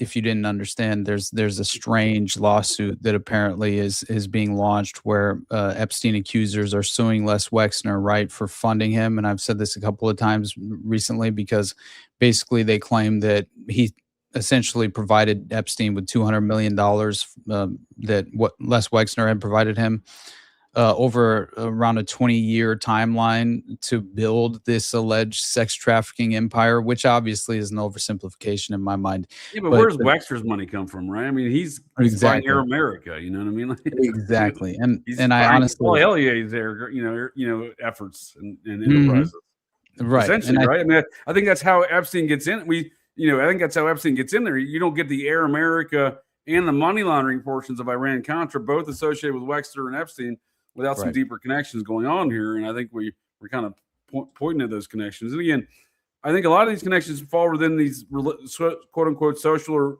socio-religious kind of viewpoints or perspectives folks have of the world, specifically of a Nazi variety. Again, because we get process adjacent Patty Duke, the mother of Sean Astin. Now she's told him numerous stories about who his daddy is and what he does, from John Astin, Gomez Adams there from the Adams family, to at the age of 14, she told him that his father was Desi Arnaz Jr. from the son of Lucille Ball and Desi Arnaz. Now they're friends with Cocaine Bob Evans. His mom's friends with Cocaine Bob Evans. She started in Valley of the Dolls with came up in the Patty Hearst trial, right? As far as did. Found that to be very interesting. So she leaves Hollywood in I think 83, and she buys an adjacent ranch to the Aryan Nations compound in Hayden, Idaho. Of course, man. I can't make this shit up. Folks are going to process. 100%, man. But and that's just in that intersection right there, we get Hollywood, Nazi stuff, processed. You know what I mean? Like it's extensive, the kind of the crossovers we see here with these things. So when we look at a Wexner and Epstein, dude, I mean, they're like the pinnacle of crossovers. Between Air Americas, your sex traffickings, your occultism, right? I mean, dude, they're doing it all, dude. They're very prolific. Oh yeah, right. Yeah, and they're out in the open about it. This mob, dude. We got the mob. That's right. Thank you, sir. Right. I mean, it basically is the mob, like the whole thing. The kosher Nostra or the La Cosa Nostra? Which Nostras? Either, both. La kosher. Yeah, clever. I mean, it is the mob.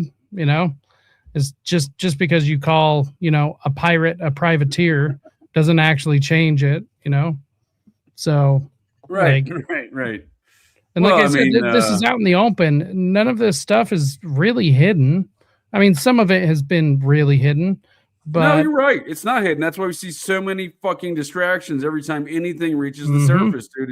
It's layers and layers. I mean, look at the Charlie Kirk situation. Circumstance, I'm sure both of you gents have taken a lot of time to look at it. You gotta look at it and realize that layers of deception, the layers of distraction that have been, of all the bullshit. You know what I mean? And that's just one example. It's a very Society of Cincinnati related example. I'll give you that. You're asking about that. It's a deep. The only live feed we get is from a likely member of the Society of Cincinnati, from a general, by the way. I think that is important who you descend from within the original membership. And Charlie Kirk's fifth great grandfather, Kirk, Lieutenant Jesse Kirk, I believe, Virginia chapter. And we also have the Franz Fay angle with the society, where Erica Franz Fay's paternal grandfather, Franz Fay, now was we're knighted by the talking. King of Sweden, who's a member. Now we're talking organized crime. Now we're talking an organized crime element. Of Right. this. Right. Because I mean, they're her, numbers runners in Chicago for La Kosha Nostra, aren't they? right. Yeah. Her Erica's mom and grandma both were laundering money for the mob. So not just the La Cosa Nostra, the La Kosha Mhm. Nostra. Exactly. Because there's oftentimes it's one or the other, but it's really both. Right. You know, I actually just took a trip to UVU. That's right. You were Let's saying see, you were going to do that, yeah. couple weeks ago, and I'm going to end up going back again. One thing that seems to be like overlooked by everyone, there's a fucking tree in the line of sight from where Tyler allegedly was. Right. So, I mean, and it's a big fucking tree. And also, I went back and looked at some of the coverage from, you know, your Ian Carrolls, your Candace Owens and stuff, just right. some of these people, and nobody caught the tree on video. Nobody talked about the tree, nothing. And it's literally in his line of sight. Now, I'm not saying that it would have been impossible for somebody to, you know, take a shot with a basic amount of skill from that, you know, vantage point. But first of all, like the way the entire campus is set up, you couldn't get to the vantage point that they claim he was at, the roof where he jumped off with, you know, the rifle that folds in half in the video. You couldn't get up there with a rifle or put together a rifle, you know, because he's like pulling that out of his pants and assembling it or whatever. You couldn't do that without somebody noticing. You just Right. can't. Well, then they it is also have literally various- out in the open. Yeah, that's a great point, sir, because they have videos, right, of these alleged carrying the gun in his leg, but yet he can bend his knee, right? Isn't that how the Right. narrative goes? Right. And so the entire area of, or the entire travel of him walking, getting on campus, getting up to the ledge, assembling the rifle, apparently they have video of all of this, but have not released it. So, I mean, maybe some of it I can understand because of the trial or whatever. Do you really think they have evidence? Like you know what I mean? Like I saw these statements. So I actually took screenshots somewhere here. I'm a mess today. I'm a bison rancher, sir. I've been busy bison ranching, but I had screenshots somewhere because I saw it's the way these things are getting framed, right? That interests me as well. So they have the state's attorney, who's a deputy state's attorney, and he's of an interesting Mormon heritage. I think you'd be familiar with if I could find the screenshot or remember his name. He's being introduced in media as releasing the statement about the bullet, how the bullet definitely matches, and how they have loads of other evidence. And he's being listed as a communication, like the whole thing, like he works for the state attorney general's office, and he may be assigned to the case. That's fine, but they're reporting him as being Utah County prosecutor's office. So he's not. I looked at his LinkedIn. Look, he's on. He definitely works for the attorney general. But we can see how the attorney general is doing the machinations, the Muppet machinations here. But they're being reported as if it's really at the county level in the media, right? So to give you the they're trying to paint the perspective like everything's on the level, but it's clearly not. No, it's not at all. And in fact, there's been a lot of people that were involved that have been forcefully removed from partaking in, you know, the trial and everything. I mean, for a show trial, it's been pretty out in the open. Not sure if anyone else is still like watching the updates and stuff, but I have. It's very interesting.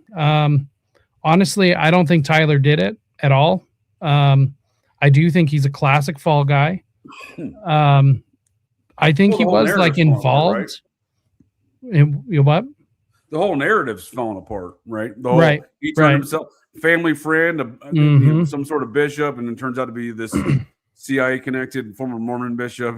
Right. Well, and the cop that talked him into, you know, turning himself in, the day the evidence came out that the bullet didn't match, like the forensics didn't match the rifle that was recovered, that police officer that was a family friend or whatever also just decided to retire just right for no reason.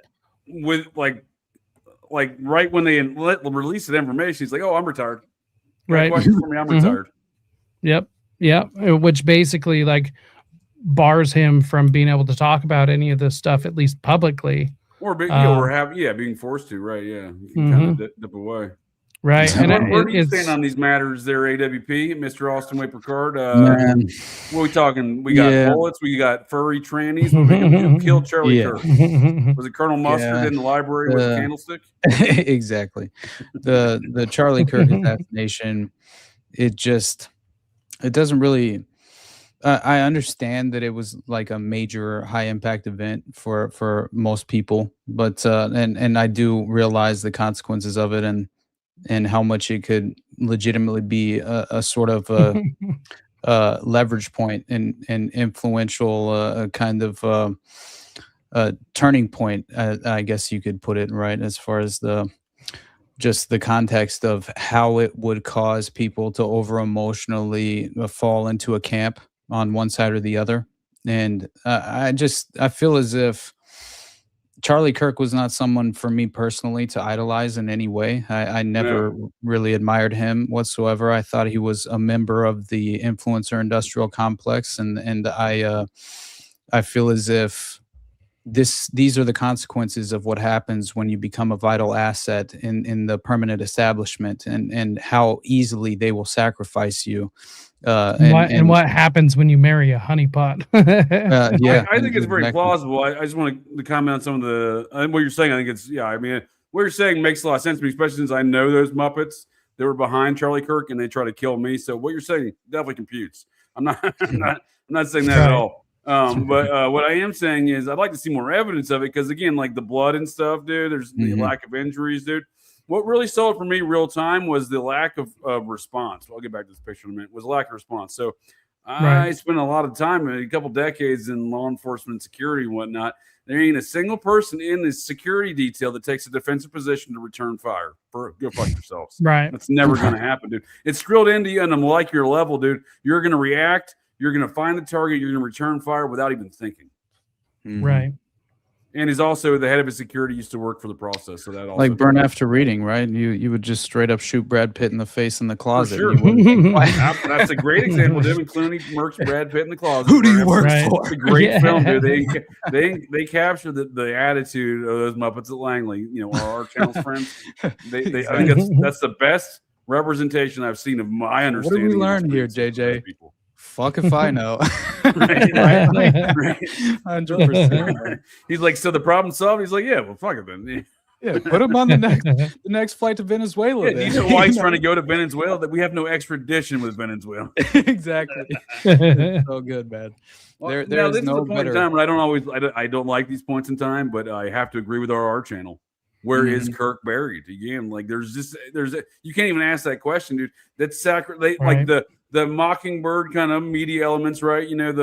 They've all come out and they all parrot the same thing, that's sacrilegious to ask where he's buried. Well, go fuck yourself. You know what I mean? Like, why? Right. I mean, sure, man. Practically speaking, I mean, there is a legitimate reason why people, probably at least initially shouldn't know where he's buried. I mean, grave vandalism or like grave robbers and stuff. Yeah. I mean, it is a real threat. Could you imagine like an occultist trying to get their hands on Charlie Kirk's skull? I mean, these are all. They're concerns. I don't know how they're high. I don't know how high on the list they are of concerns, but because I definitely assume that his grave would be vandalized very quickly. Oh, I suspect so. Yeah, he was a very polarizing individual. Right, and I'm with Austin. I mean, I don't really care necessarily about Kirk himself or his impact or whatever. Definitely saw some great clips from him. Saw some really dumb clips from him, but I think just the assassination itself does matter to a point, because it in my opinion, it's another mask off moment. For a lot of people, it has been, right? Right. Within like the conservative Trump supporting kind of MAGA movement Right. that was off a lot of his followers were part of. Like, there's been a lot of pundits, if you will, Muppet pundits in that category that seem Right. like you were saying about Rogan earlier, seemingly took off their mask. Right. I'm wondering just how much it sort of reinforced just sort of these bad ideas in terms of the general public reacting to it, though, because I do see so many people who kind of like reinvested in their at least ideological kind of prison in a real way, and Right. it only kind of reinforced that level of programming for them, and in no way did it actually provide a stepping stone into an alternative view to where they're more objective and willing to critically think through these things and these events instead of just over emotionally reacting.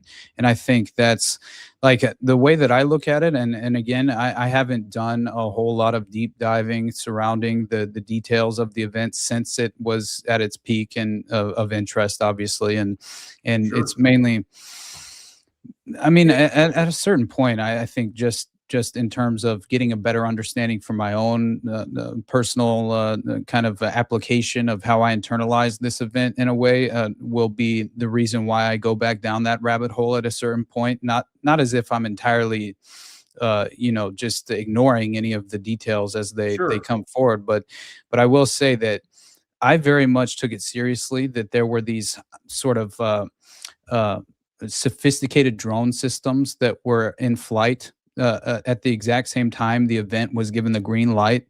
And I feel as if these were sort of these, I forget the term, because they were operating at such a high speed that essentially they were not visible to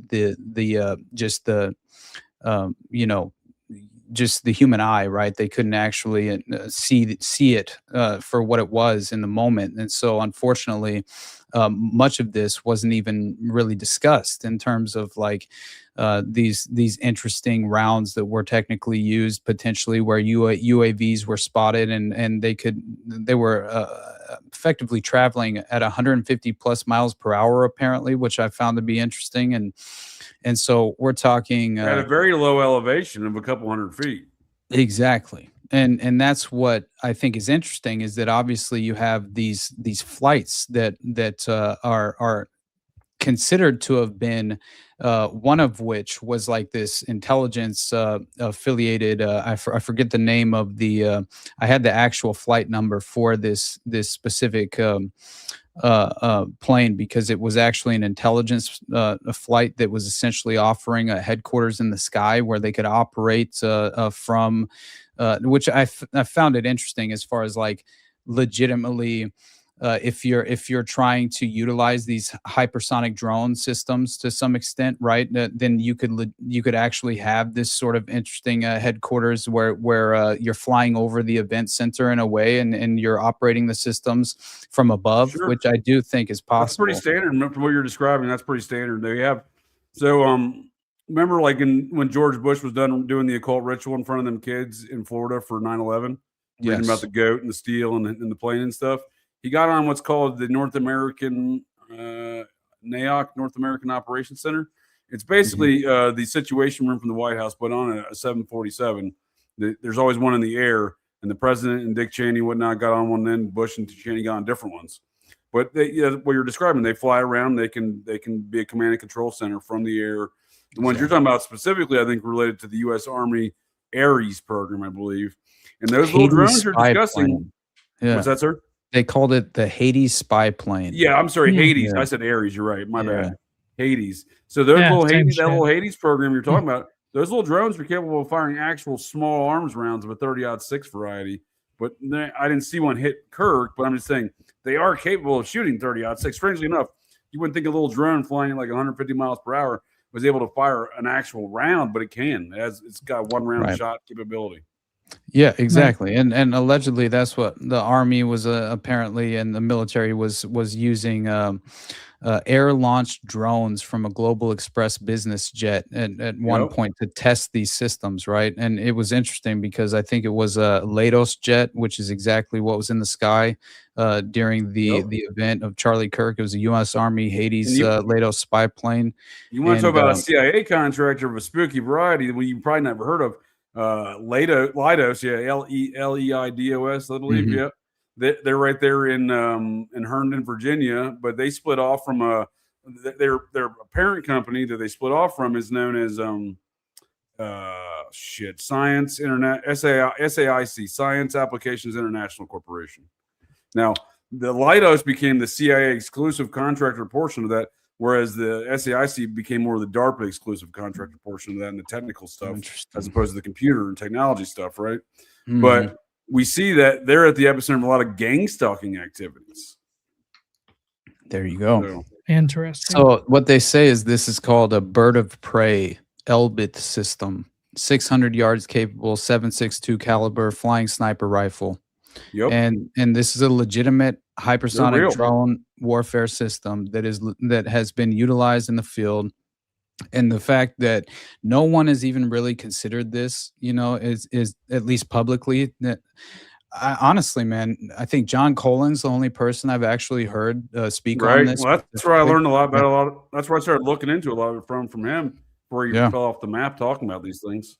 But you're Mhm. right. Army wants to test air launched drones from a Global Express business jet. Now, these were already business jets, these business style jets they had retrofitted. The Air Force does it too for these ISR capabilities like you're talking about. So they thought, why can't we take? I worked in the defense industry a couple years ago running for a defense contractor on the Air Force side, but I remember sitting on some Army meetings and they were talking about some shit like this. So they wanted the command and control coming from the same locations where they were operating drones from, so they could then execute the missions from the same location and launch these drones and pick them back up. So then they can drop the back hatch of these things and these things fly back in. It's crazy. Exactly. And they claim that I think the tail number that they specifically mentioned the Hades jet that was in the sky during the Charlie Kirk assassination. It was in 1098L AXLE10, and it's a G6 500 bombardier, bombardier, basically, right? So, so that to me is something that I felt like the vast majority of people were not exactly even considering, right? And in my opinion, just as far as like I had no idea those things could shoot a fucking bullet, dude. I know, right? And especially at, let's just say, a speed in which it would be undetectable from the human eye, and that alone is fascinating. I agree. And so when we look at the Charlie Kirk situation, we see those drones, we see those Egyptian airplanes. I made a meme out of the Disney's, like the Disney cars or whatever, like the airplanes, but Egyptian airplanes. I'm like, this is what killed Charlie Kirk, Disney airplanes. But, we do have all these, what I'm saying is I'm being ridiculous, but we have varying components of operations that probably all were not working together. I think the way I look at it, we see, different operations working against each other, different factions working against each other.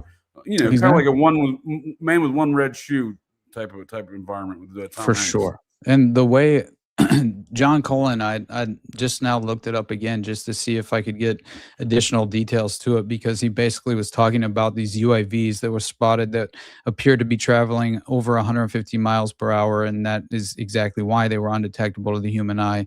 But basically, it's at that speed in a suburban environment that these drones can become somewhat undetectable or unnoticeable, is what they claim. And that Bombardier 6500 jet is confirmed from flight radar. Why you wouldn't turn your flight radar off, I have no idea.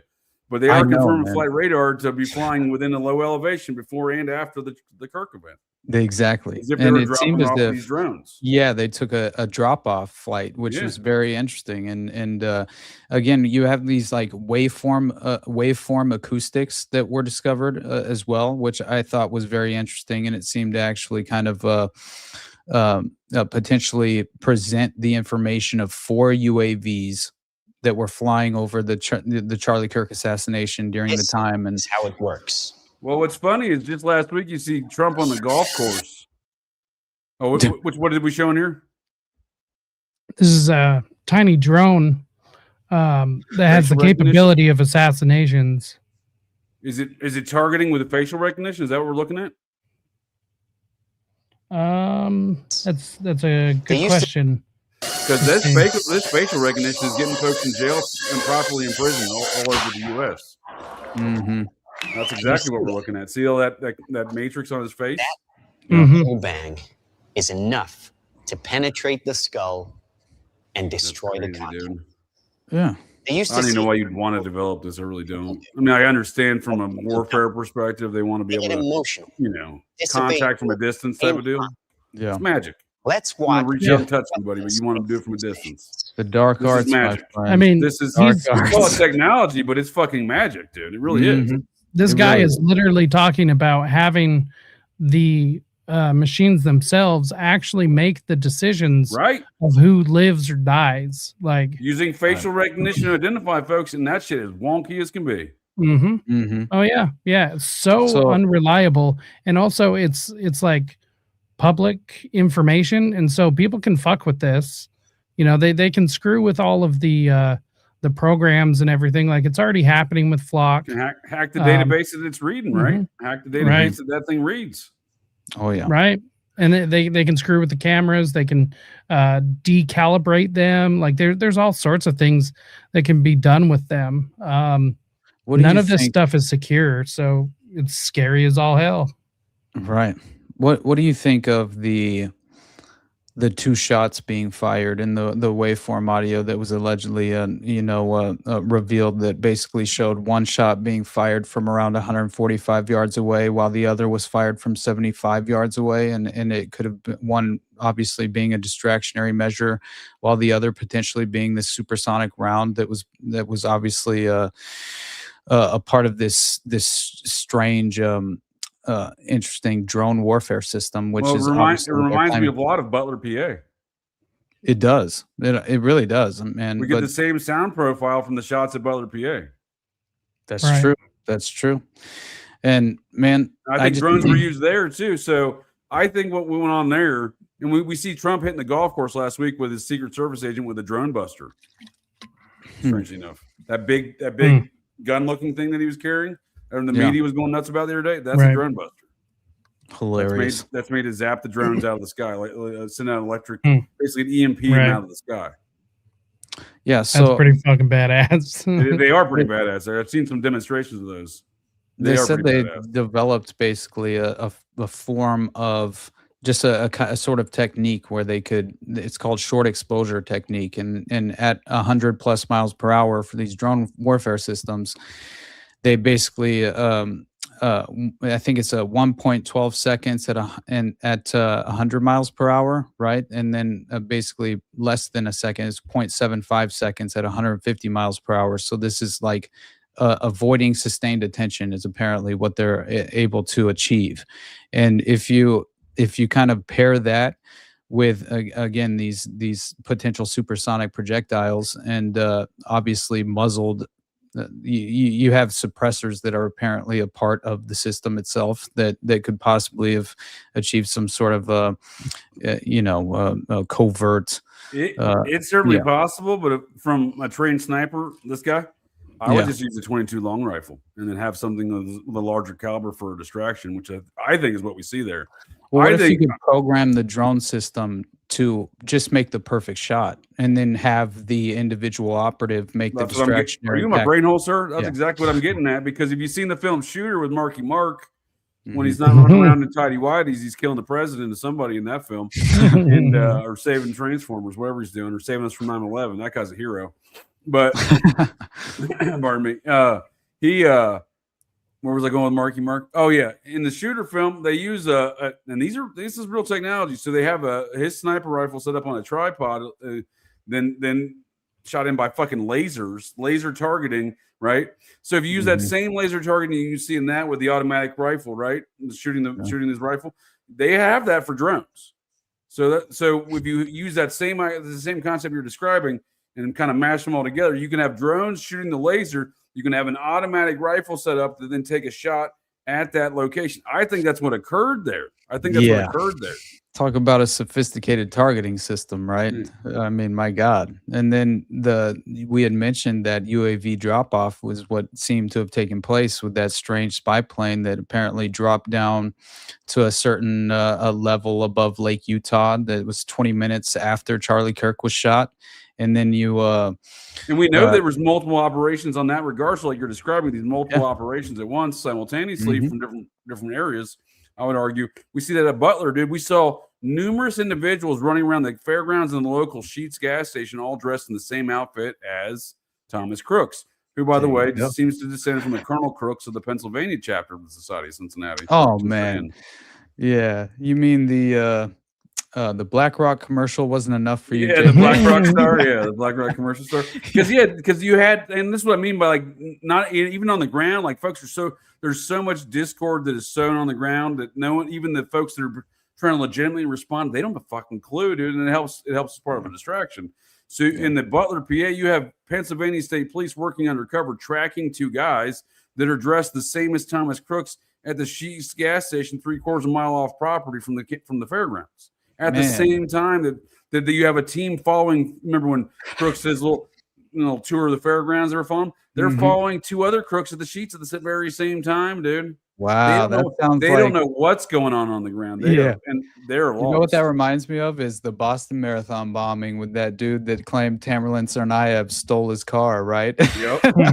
that was the funniest story. Oh yeah, we stopped off at the gas station and he went inside for some strange reason. And he left me in the car alone. Like, and they try to say he called his friend from boxing who happened to be a Cambridge, Massachusetts police officer, and then decided to murk the guy after calling. Shows up to MIT, just decides to murk somebody on campus. That's just it's too good to be true, man. These people they don't even have any respect for us at this point, and why should they? Honestly, it takes the schizo bros to call them out on their bullshit. So well, there was a lot of tomfoolery at the Butler, so I'm not saying that Trump didn't run his own operation and fake a shot because there was other operations being run against him. I think that's something Trump would do based upon his his mode of operations is, Do you think that could potentially have been some sort of strange Kabbalistic chaos magic ritual in a certain way, and that whole ear just injury, right, in itself? I remember somebody went on Tinfoil Hat recently. Sam was telling me about it on whatever this is, and basically kind of pitched the notion that the Zohar, right, essentially tied into the Jewish mysticism and this ancient Kabbalistic practice, basically were a ritualistic tendency. The philosophy itself was playing out in terms of the assassination facade, the kayfabe, the beautiful theater, and the pageantry that took place in Butler, and that this fight, right? It's the entire thing is almost a cult imagery and a symbolic thing that would generate consent and support for the upcoming administration in the current election cycle, and it felt like everyone modeled the ear injury at that. What was that convention that Trump spoke at just after the first time he went public, and he had the ear thing on, and everyone there was wearing the ear. I think it was CPAC. Right. Big gay festival for the Republicans. Are they modeling the ritual in a way? And this is a symbol. I think it's all ritualistic. I think everything we see is ritualistic because we're dealing with occultists first and foremost. Trump himself. 100%. And then when you're trying to take out an occultist, I think, I don't want to say every time you're trying to assassinate the president or leader of a country, it's killing the king. But I do think that there's a good aspect to that. King ritual, buddy. Because here's the deal. I often argue that a lot of the Society of Cincinnati warfare goes between the liberty and anti-liberty factions, and the anti-liberty faction tried to kill George Washington about 6 miles away from the Butler, PA fairgrounds back in, I believe, 1790, 1791. June 14th. Now, geographical proximity matters. And then you know what else matters? For sure. The date. June 14th is an occult, ritualistic holiday. That's a Trump's fact. birthday. Yeah, and for people to not even consider that this is obviously a part, it's just as if when Emanuela Orlandi was kidnapped and sacrificed on the summer solstice in 1983. It's the exact same concept. For sure. It's the reason in which likely by old back to that Iran-Contra stuff, if I may, sir, by Paul Marchenko's. The Vatican bank head was a suspect in that girl's disappearance. Exactly. And by the way, it was the Vatican in terms of the initiates that were responsible for that sadistic form of child sacrifice that had been conducted for generations. This is something that it was nothing new in that area, and especially the Vatican Gardens. Are you kidding me? You know how often kids went missing in the Vatican Gardens, and then it came to a certain sort of climax whenever a What was going to say about it? The Vatican? You know what I mean? Yeah, exactly. They covered that up so quick. It's got to own that place. It's in the name. Man.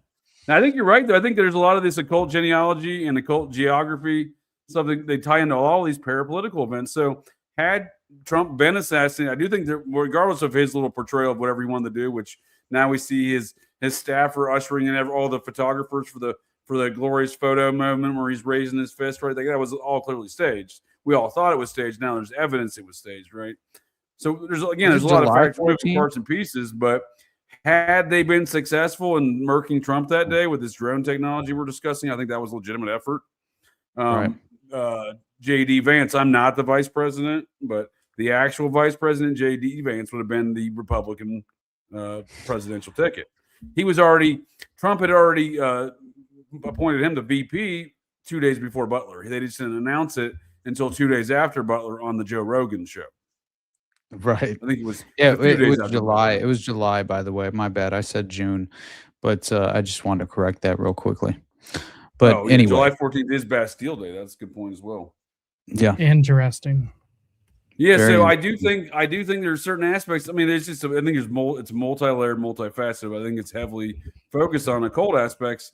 And had J.D. Vance been the president there, I think this anti-liberty faction that wanted George Washington to be king and he refused not to, so then they wanted to kill him. Then his descendant would be the new king in their opinion, right? They want to install a descendant, which would be J.D. Vance of George Washington. Right. That makes sense. And they didn't announce it to anybody, but he went on Rogan. I was talking about it because he had Secret Service detail outside of his house before the Butler event, right? In his home in Cincinnati. But he announced it on Rogan there shortly after. So he told the entire world, they notified me 2 days before Butler. He says we were gonna tell everybody. He said he was gonna go to Butler, but at the last minute he decided not to. Like, oh, that's interesting. That is very interesting. I'm not at all surprised, though, honestly. It's interesting how they kind of position their vital assets of prominence as well, and how they kind of deliberately sway public opinions through that vessel, and it's definitely not surprising. But it's not surprising when you get Crooks, who seems to be the Crooks family. There's multiple men within the Pennsylvania chapter of the Society of Cincinnati named Crooks. They're all out of Washington County. They were Crooks is from. Now, he appears to be descended from the colonel there. Now, but the Colonel Crooks' younger brother was one of the founders of the city of Cincinnati. Of course, man. Yeah. Oh my God. I'm gonna get some more. Let me fill up my drink real quick. I'll be right back. Oh yeah, go ahead, sir. Well, while you're on that note, I need to get a drink too. Jacob J, other JJ, if you need to get a drink, please by all means, grab a beverage. I got us a quick intermission.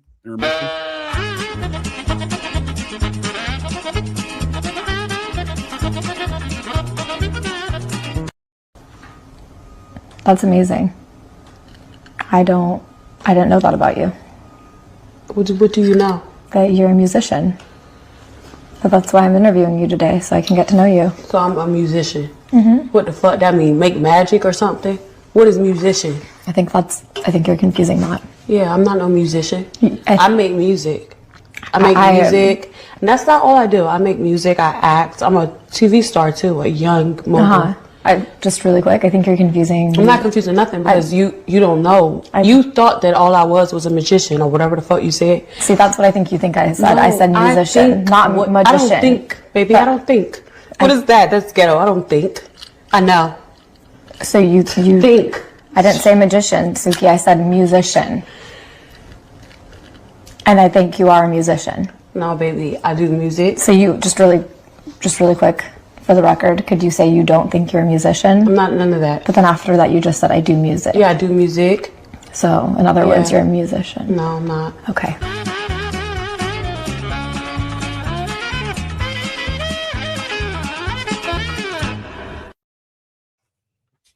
Welcome back, folks, to the interwebs. I'm not a magician nor a musician. This man might be. Are you one of those two, sir? No, I just do music. Oh, okay. Well, that makes sense. Yeah. So with the on the matters of Corey Feldman, I just want to celebrate Corey Feldman's. He's a musician.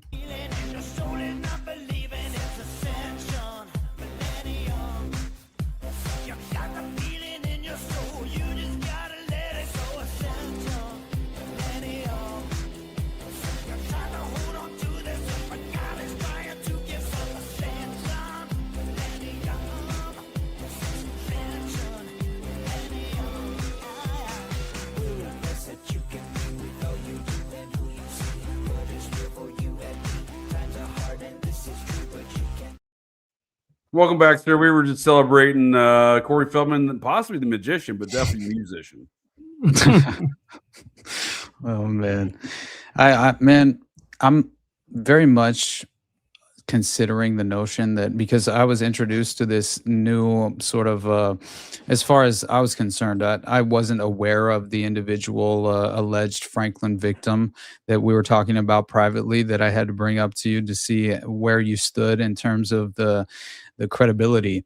Right. And it was this individual by the name of, I believe, David Schurter, right, who was presented to me as an abuse survivor who identified Trump's father as being even potentially present and regularly participating in the child abuse, apparently. Now, that seems far too good to be true as far as an evidentiary connection that's credible enough to take seriously, obviously. Right. Well, yeah, it's like claiming he got shot by two lasers, right? I mean, a little bit. Yeah, it feels we like need to see some evidence of it, right? Exactly. But when I peeled back into some of the allegations he had personally made, I was reading through some of the articles he had written, and he had personally written himself, one of which he claims he was attempting to get an investigation opened, right? Where the authorities, as if the authorities needed to seek him out, which was very strange that was kind of the starting point. Yeah. I pulled that up as well. Obviously, that's his book, I mean, I probably heard him, like I said, it's probably about 2015, but I guess he published this in 2012, maybe. Right. Longer than I thought. Man, I was reading through that, and it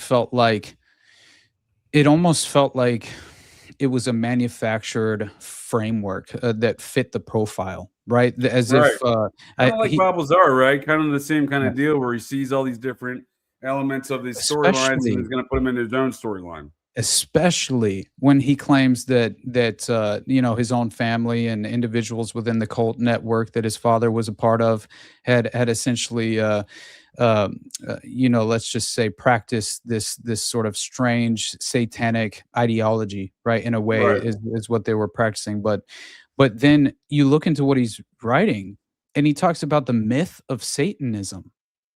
And he almost deflects away from Satanism as if it's a fairy tale. And that was another part of what he had written about, a satanic fairy tale. And he goes on to now, is this him specifically pushing back as if these are, based in nonsensical beliefs and ideological basis, and to a certain extent? Hopefully that's what he's attempting to, because again, I haven't read from, beginning to end his actual book at this point yet. But what I have read of it, it very much appeals to people who research many of the cases and investigative leads that we typically do. But then he kind of like, in his own way, as I mentioned, defends and deflects away from these being taken seriously as actually legitimate belief systems that are practiced on a broad scale. And I found that to be problematic, at the very least, if that's actually his conclusion and what he's attempting to have his audience, sort of digest and personally internalize for themselves as being the end result. And what he mentioned in the satanic fairy tale portion, this is his own words. The Satanism I was raised with was apocalyptic in nature and grounded in ancient beliefs of myth and prophecy, many of which are pagan and Gnostic in origin. As old as humanity, all of it was grounded in a Judeo-Christian language. So obviously, This instantly appeals to us clearly, because this is just obviously it applies to so many different cases that we've mentioned even in this show. Well, if I may, sir, outside, on this narrative, folks aren't familiar with some of Schroeder's narratives. It largely I'm sharing the wrong screen. My apologies. It largely revolves around the Omaha scene, right? The Franklin scandal, right? So, one thing I asked myself when I first came across this is out of the details that he presents, what are the known knowns? What can I verify? What can I find some corresponding or evidence, supporting evidence of that isn't? It's an original story from him and not from the Franklin scandal or Bernacchi, you know what I mean? Or from Nick Bryant, you know what I mean? That's information that's newly presented information that's verifiable in some degree, or at least has some corresponding evidence therein. And I couldn't find any. You know what I mean? Mm-hmm. Yeah, exactly. And that was my issue with. There's another kind of made out of whole cloth, personally by David Schroeder, claim that he had written in regard to. It's titled "The Investigations into My Father, Robert Lynn Schroeder Jr., and Stepmother Joanne C. Schroeder, or rather the lack of them." That's what it's titled. And essentially, he's claiming that the authorities refused to investigate his own parents, even though he personally has gone on the record, even though obviously not to the authorities that are necessary to move forward in some sort of official investigative capacity. But still, he claims that he was told of a man. This is how it starts. So instantly, it's easily dismissible in a way. But he was told of a man named Aaron Larson, who was with Jacob Wetterling.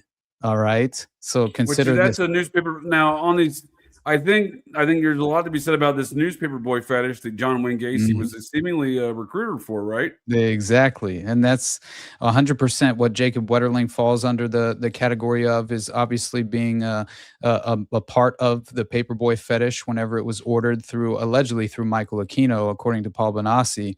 And I believe him. I can believe that. And I definitely it's disturbing to think that they released that video game Paperboy, right? Yes, absolutely, man. At the time that these kidnappings were happening, they're let's put out a game promote being a paperboy. Mm-hmm. And man, he's saying that this guy Aaron Larson was Jacob's best friend and was actually with him whenever he was abducted on October 22nd, 1989. And he says that, to be honest with you, sir, I was probably playing the game Paperboy around that time. Right.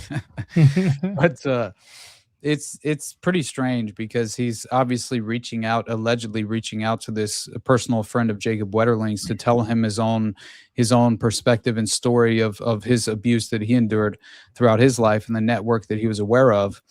And claimed he never heard back from him, right? And claimed Jacob deserved as much, right? To obviously have someone fighting for him or something to that extent. But at the end of the day, he essentially claims that his own father was responsible and a part of the network that had abducted Jacob Wetterling and ritualistically sacrificed him, which included his own father, Jacob Wetterling's father, not only.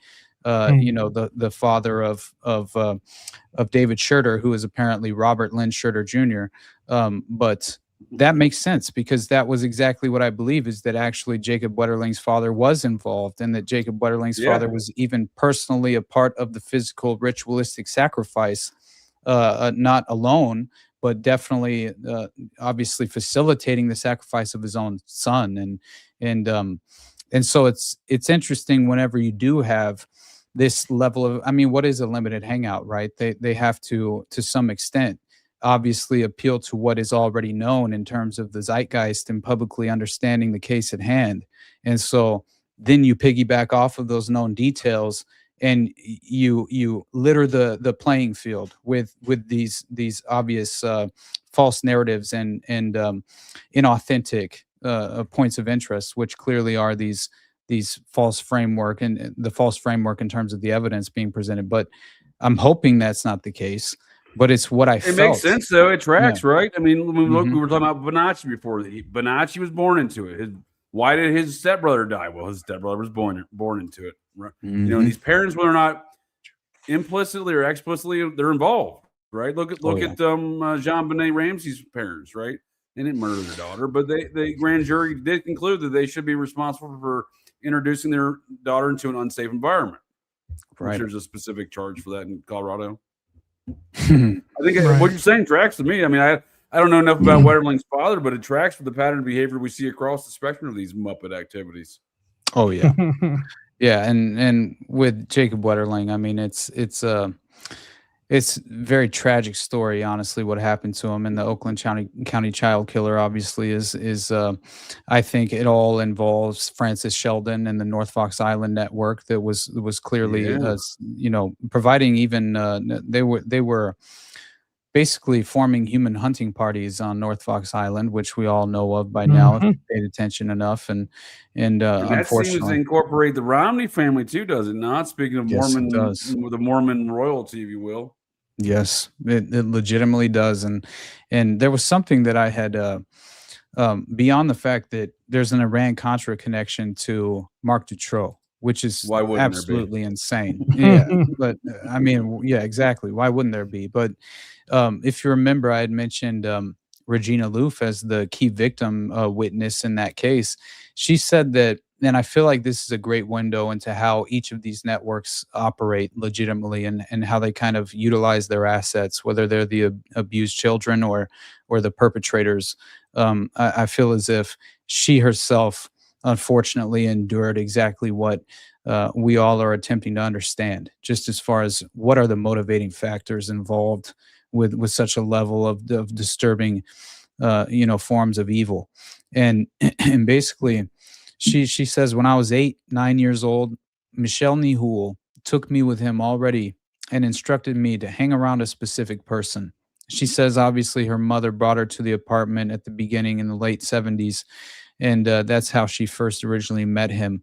But, this is where Annie Booty was there, by the way, which I think people need to understand. She's a very key, prominent figure in that case. But so, again, it's just further reinforcement. But she was taught very early on by Nihoul, known as Mish by members of the network, to stand next to a customer in order to take a photograph. And the whole purpose was to remind the subjects involved in the network, which were the child abusers, that they were actively being blackmailed and they were trapped. And so, well, that's interesting. So do you think that's why we see Virginia Giuffre pop up in like Naomi Campbell's birthday photographs? Yes, it's exactly what I think. And you know what else is? I think that Epstein's civil court case documents that specifically reference young victims having their children taken from them. This directly applies to Virginia Giuffre. So, and when you think of Virginia Giuffre, sir, if I may, real quick, and you want to think about folks being born into it, well, her mother's brother is very likely a member of the Society of Cincinnati via her forefather. Her mother's a Cabell, and she's actually descended from one of the most important Cabells, William Cabell. My God. Interesting. And I believe there's 5 Cabell boys in the. They're all from Goochland, land of the Gooch. I'm also my heritage is also from one of my lines is from the Goochland, Virginia. But that's a lot of the early plantations there from Jamestown went to like Goochland around Richmond. It's a neighborhood of Richmond now. But that's kind of the migration went. So like a lot of these families did. But yeah, she's part of a major figure. She's, again, I think it's important who you descend from the original memberships, but her paternal or maternal uncle, her mom's brother, I believe his name Nicholas Cabell, very likely a member of the Society of Cincinnati. Very important to see. Now, his Cabell cousin is the cousin who was a member, I believe was a member, U.S. Air Force General and Deputy Director of the CIA in charge of that whole Bay of Pigs thing we were talking about. The JFK fired one Charles Cabell. Wow. Cousins. So I believe third cousins. That's interesting. Third or fourth cousins.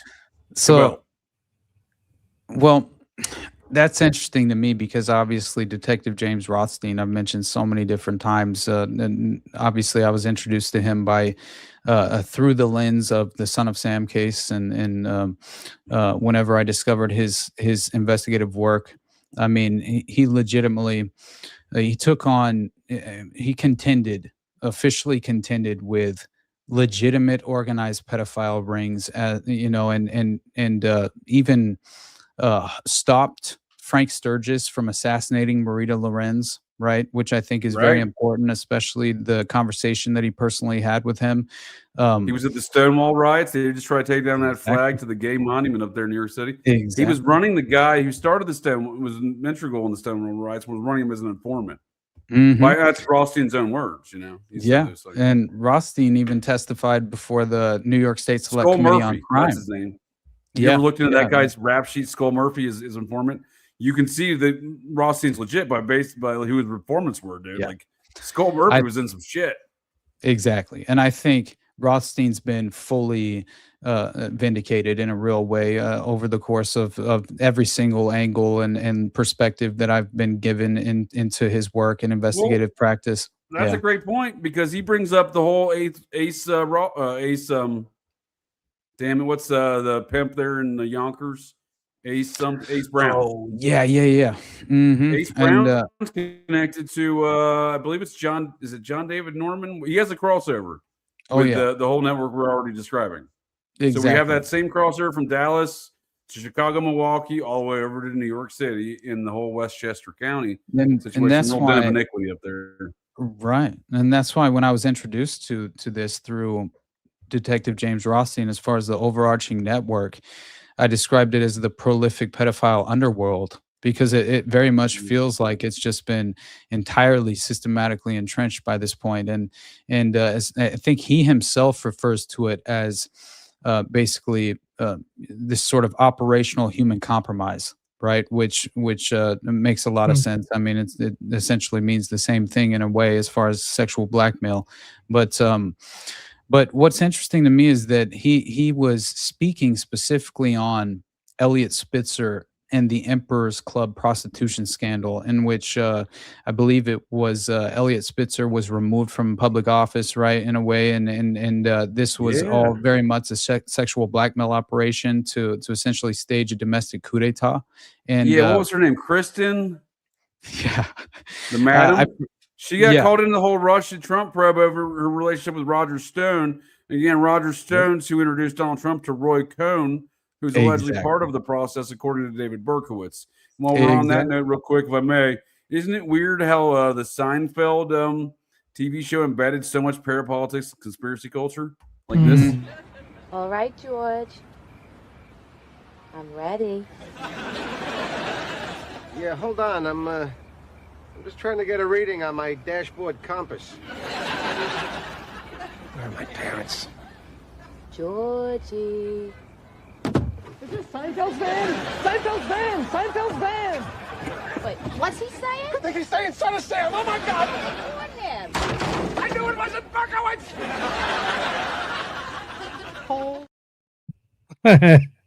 Clever. For the context of that scene, George is dating his cousin, but he wants his parents to fight him, and that's get out of something. I forget. That scene's always stuck in my brain long before I read The Ultimate Evil, because I just I didn't know who Berkowitz really was at the time when I seen it initially, but they embed looking back at watching Seinfeld again, they embed so much shit like that throughout the series, like the concept that Berkowitz didn't act alone. Obviously, he's being ridiculous in doing it, but it plants the seed in your brain hole about the idea, right? Which finally something positive being done in terms of revelation of the method in pop culture in a certain way. And it's not technically revelation of the method, but you get the point. And I feel like whenever, I'll never forget, obviously, John DeCamp making the clear and obvious connection to Berkowitz attending parties at Roy Cohn's home in Connecticut, and this is where the pedophile blackmail network was being ran through at the time, and it obviously this very much resembles directly Jeffrey Epstein's network. And in my opinion, I view it personally as just an extension of Roy Cohn's sexual blackmail operation. Is very much how I view it. Yeah, for sure. No, I think so too. I think my opinion, one of my freaking guests here, one of my dudes here on Operation GCD, Clint Eastwood, he's always asking Roger Stone to come on his podcast, shoot him on Twixter. And I'm always just chiming in just to be a jackass, because I always call him the new Roy Cohn. Like, he's Roy Cohn 2.0, in my opinion. He's got connections in NXIVM. Kristen Davis has connections in NXIVM. Chuck Schumer has connections in NXIVM. Chuck Schumer was at Roy Cohn's 52nd birthday party at Studio 54. So was Donald Trump, by the way. Just saying. Hey, look, when it comes down to it, Rothstein himself says on obviously he claims that Roger Stone was the key to compromising Governor Spitzer, right? And he specifically says in a telephone interview with a journalist, he says, "Watch out for this guy, Roger Stone." He said, "I saw him in an interview about Governor Spitzer a few days ago, and I thought I recognized him. I looked back at my old investigations and remembered that he was part of Roy Cohn's whole thing." Yep. So he says basically that the operation was conducted under the guise of fighting communism, obviously, which is it always is, dude. Yeah, our channel's in my chat multiple times a week telling me bullshit about communism. Right. But he said Roy Cohn legitimately, Rothstein had an opportunity to sit down personally with. It's a fucking communism, but there he is chiming in. Go ahead. Oh my God.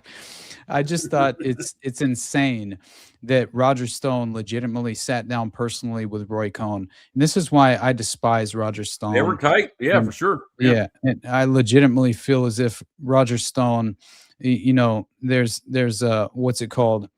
As far as there's a special place in hell, right? For people like this. Oh, dude. Well, we know he was for the known knowns, if I may, about Roger Stone, we know that he's a sex cultist. He used to advertise that on like the interwebs, come bang my wife type of deal, right? So we know he's a sex cultist. That's a known. We know he's connected. We know he's a very close confidant of Roy Cohn, who introduced. He's the third party that introduces Cohn to Trump, right? We know that. We know that to be true. We know he's in with the neocons. He's in the Nixon White House, contemporaries with all the neocon muppets from Dick Cheney, Paul Wolfowitz, all them fuckers. So he knows all of them. He's in with all this whole crowd from both of these weird little angles, right? And on top of that, I actually think, again, the Nexium stuff, the Kristen Davis stuff. I mean, he's got so much creepy shit all around. But his relationship with Steve Pachenik is interesting to me too, because Steve Pachenik, despite being a Polish man, is an anti-Castro Cuban, and that's how he got his rise in the CIA. Back to that Bay of Pigs thing. Steve Pachenik's family moved from Poland, I believe, in the 1930s to Cuba. So he's growing up in Cuba, and that's how he's the Jack Ryan character in the Tom Clancy novels. He's also the guy that first brought QAnon to Alex Jones / Bill Hicks' show.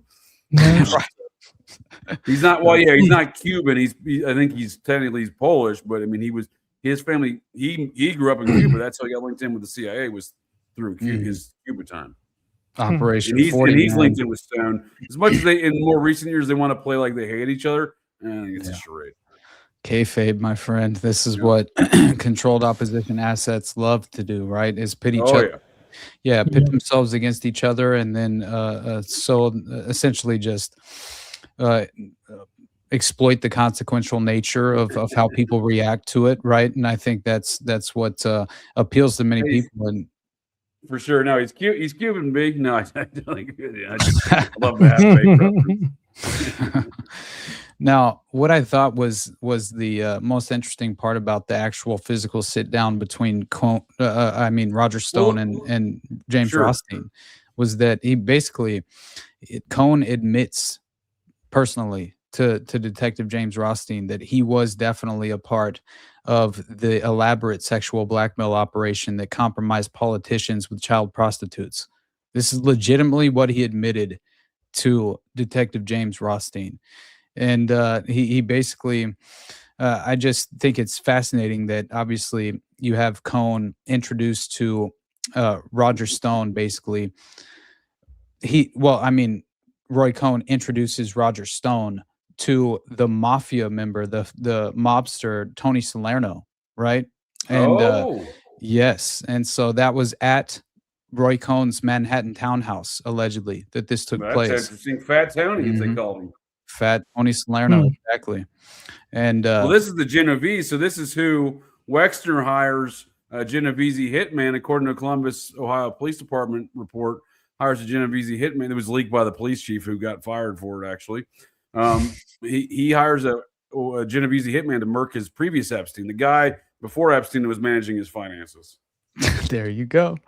Oh man! And by the way, that reminds me. there was a point that I wanted to make as far as the interesting connection to, obviously the interesting moment that Jeffrey Epstein took over Wexner's finances, and that comes in the form of basically, I believe it was 1980. Let me find it real quick because it's fascinating, and it's something that again, it's not very much acknowledged, I guess, as of now, right? But there's an interesting keynote speaker at the event after Epstein takes over the finances of Les Wexner and basically forms this interesting heritage. It's not the Heritage Foundation. It's heritage is in the name. Hold on, let me find it. There it is. It's basically called the Wexner Heritage Foundation. That's what it's called. And so in 1988, Jeffrey Epstein begins managing the personal and business finances of Wexner. And this exact same month that he would effectively take over managing the personal business finances of Wexner, the Wexner Heritage Foundation holds a national fundraising retreat for donors in Palm Beach. And it was titled Models of Ethical Leadership. And they had yes, and they had a keynote speaker at this retreat who happened to be named Benjamin Netanyahu. Oh, the guy from Philadelphia that's over in the Middle East now, that guy? Yeah. So I just thought, wow, as far as the legitimate implications of that happening and the timing of it all as well. That is good stuff, sir. I appreciate you using your brain hole there as always for God's intended purposes. Not as an oversized paperweight like many folks like to do. Do you know that? Could you imagine? Just paint this picture for you real quick. I saw some high school soccer pictures or whatever. I played soccer in high school. Could you imagine of Netanyahu? Could you imagine whatever he went? It wasn't Netanyahu back then. Whatever he went by, he had a different name. But could you imagine playing high school soccer in the Philadelphia suburbs in Chester, PA, against the few? His name was. It would be like going to that Swedish private school with Kim Jong-un. He went to a Swedish private school under a different name because they had fucking. That's a different story altogether. But it's like you grow up and all of a sudden you're like, hey, why is that guy I played fucking soccer against in high school bombing the Middle East right now? Like, what is going on right now?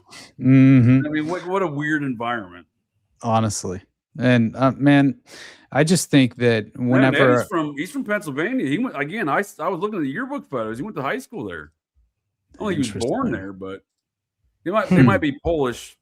You know, I'm sure you know Steve Pajenik. Then if that's the case, right? I'm wondering how close are those two Polacks together, old Netanyahu and Pajenik, Polish Jewish fellas running shit. You know what I mean? Yeah, and man, I just. I think there was legitimately this strange sort of Faustian pact that was made between the mafia, organized crime, and the intelligence apparatus because they were clearly heavily, actively kind of facilitating these operations domestically for plausible deniability purposes. And I think it presented itself in a really overt way in terms of Watergate, right? Because obviously you have Joe Nesline, who's apparently a mob figure, who's key and prominent within DC, who's apparently the fixer between the intelligence apparatus, the CIA, and the mafia at the time, and he was basically he's the one who set up the protection as far as the CIA protection for the White House call girl, right, Heidi Reichen. Which is exactly how the Watergate scandal even came to fruition in the first place because of the Columbia Plaza apartment operation with the prostitutes. So it's that whole thing was a setup, right? Like the cop responding there kind of deal, right? And it's in the building owned by the fucking Vatican and Cocaine Bob Evans' boss, Charles Bluedorn, the likely Nazi fellow. Yeah. And people act like Mobiliary Real Estate. Was it Mobiliary something like that? Was the name of the real estate company owned by the Vatican? And when they made the film The Godfather, Charles Bluedorn traded some of the rights to the film The Godfather, which he owned Paramount. He owned Gulf and Western Corporation, which owned Paramount. He was Cocaine Bob Evans' boss at Paramount. He hired Cocaine Bob for that job at Paramount. And their first order of business together, Rosemary's Baby, but that's a different story altogether. But then they make The Godfather, and he trades some of the rights to The Godfather to take 25% ownership in the Vatican real estate corporation known as Immobiliare.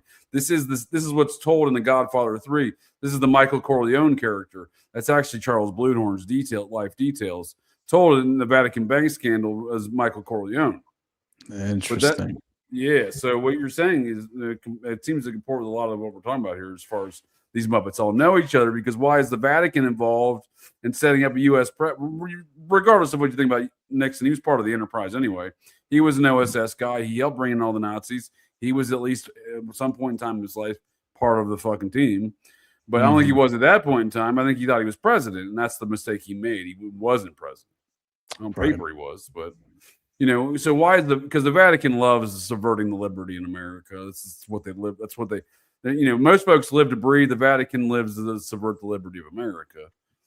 For a number of different reasons, but we see it right there with that Watergate. We see everyone coalescing around this one little event, don't we? With a Vatican building running a call girl service, and then you're sending some Muppet cop to fucking be like, oh, this guy's a hero. He saved the day. And someone called him to come here. I mean, what are you talking about? Right. Exactly. No, that was obviously just as far as the individual outside that was clearly positioned to get the call, right? And Carl Schaffler was his name, and he had he had dual loyalty to military intelligence. Obviously, that is the reason why he was even given the tip to be there, waiting outside the Watergate at like 2 a.m. in the morning. And he just so happened just waiting for his call. Well, it reminds me of that cop from the film Shooter with Marky Mark when he's not running around and as a gay man in underwear. Who does that? Gay men do that. That's all I'm saying. Exactly. And we mentioned Vacaville earlier, right? And just in passing, in terms of the Patty Hearst case in Jonestown and Colston Westbrook and the Project Shalom, right? Or the Shalom Project, whatever you want to call it, which clearly was obtaining the lease in terms of the property in Guyana. And again, this was a cutout to train up Angolan rebels at the time, which is fascinating. And it was Angolan guerrilla fighters basically. But what's fascinating to me like that Vance Boatler fella training the guy that murked all those Minnesotan state lawmakers, jumped out windows, returned fire with the cops. Pretty normal, like 70 for a 60-year-old. Right? Yeah, man. But he was training. He was down there in the Congo training folks, and that's the way you're describing about Angola. He reminds me of what's his name? I'm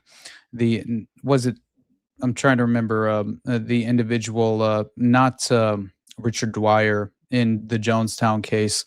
I'll find his name here in a moment because it is really interesting. Dan Mitrione, that was his name. I was about to say Dan Mitrione, Jim Jones' childhood friend, right? Yeah, exactly. He was like, RR channel, open up your brain hole, you Muppet. You report to the Muppet Brig.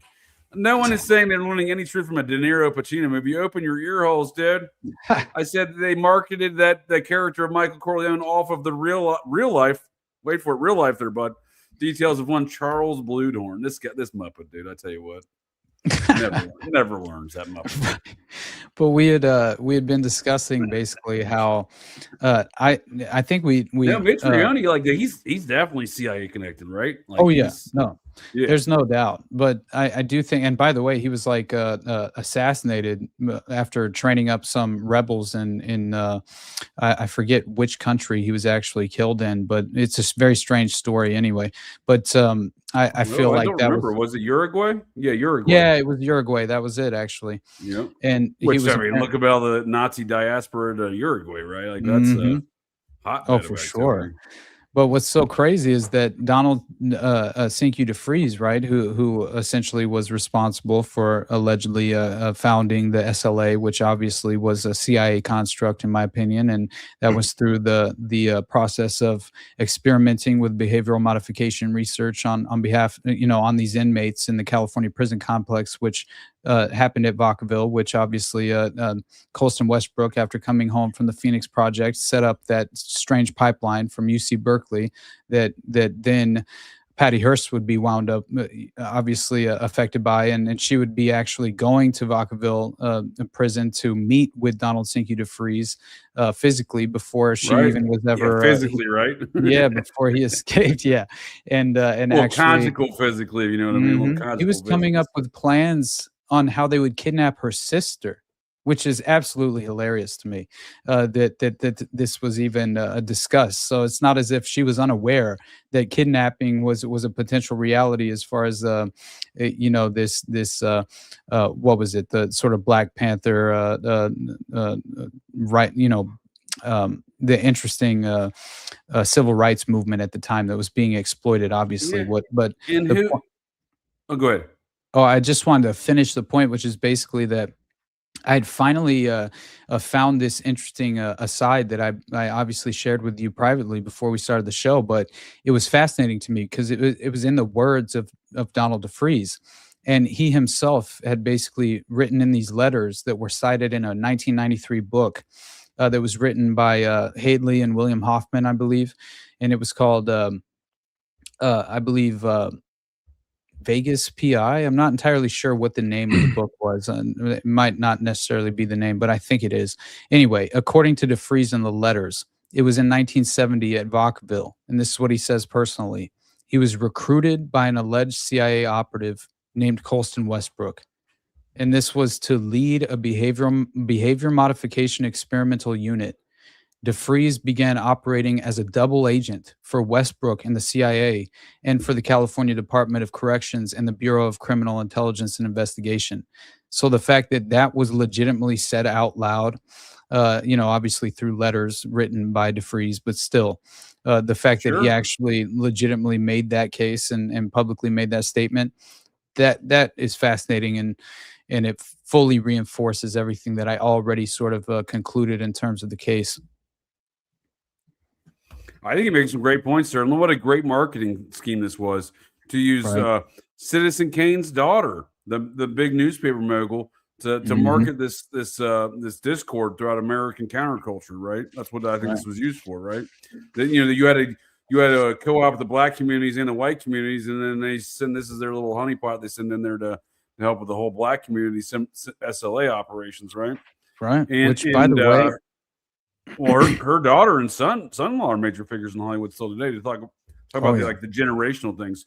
MTV's Chris Hardwick is her son-in-law. I think he used to do other shit too, but I remember him from MTV. So crazy, man. I know that as far as like Phil Blakey and his involvement, right, in terms of the People's Temple and what happened at Jonestown, he was involved and basically tasked with setting up and establishing the training camp for the mercenaries for the Angolan rebels, right, and in Guyana. And how is that any different than the Florida Everglades or the Hand of Death one, right? These sound like the same kind of operations. Exact same. And I feel like it's identical.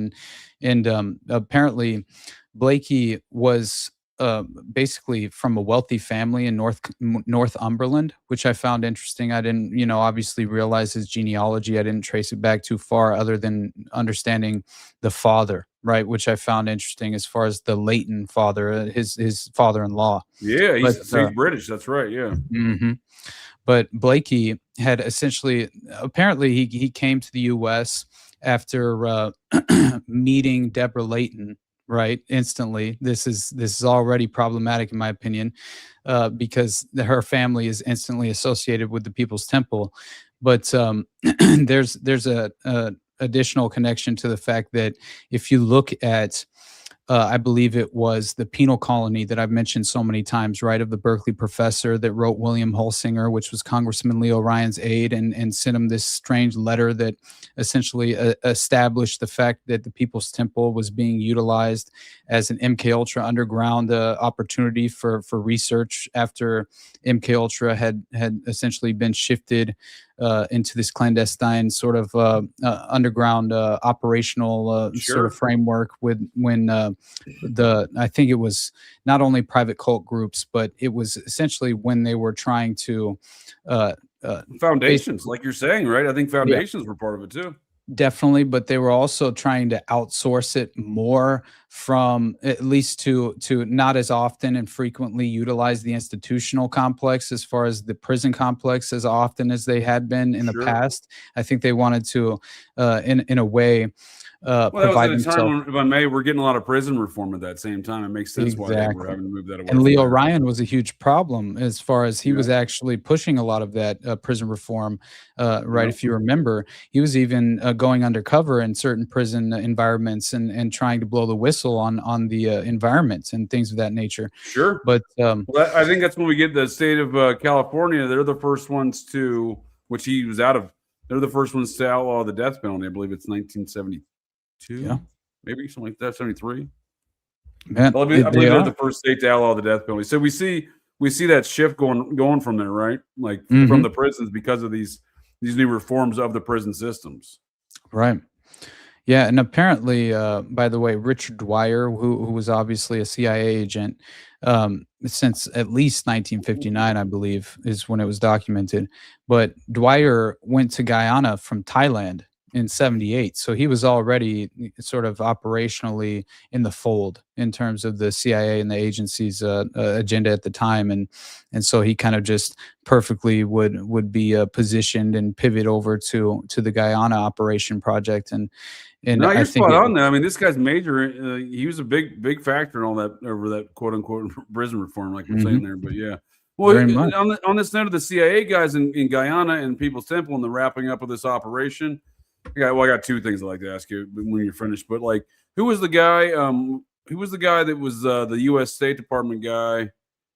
Who was a CIA connected guy there on the tarmac when Ryan gets shot?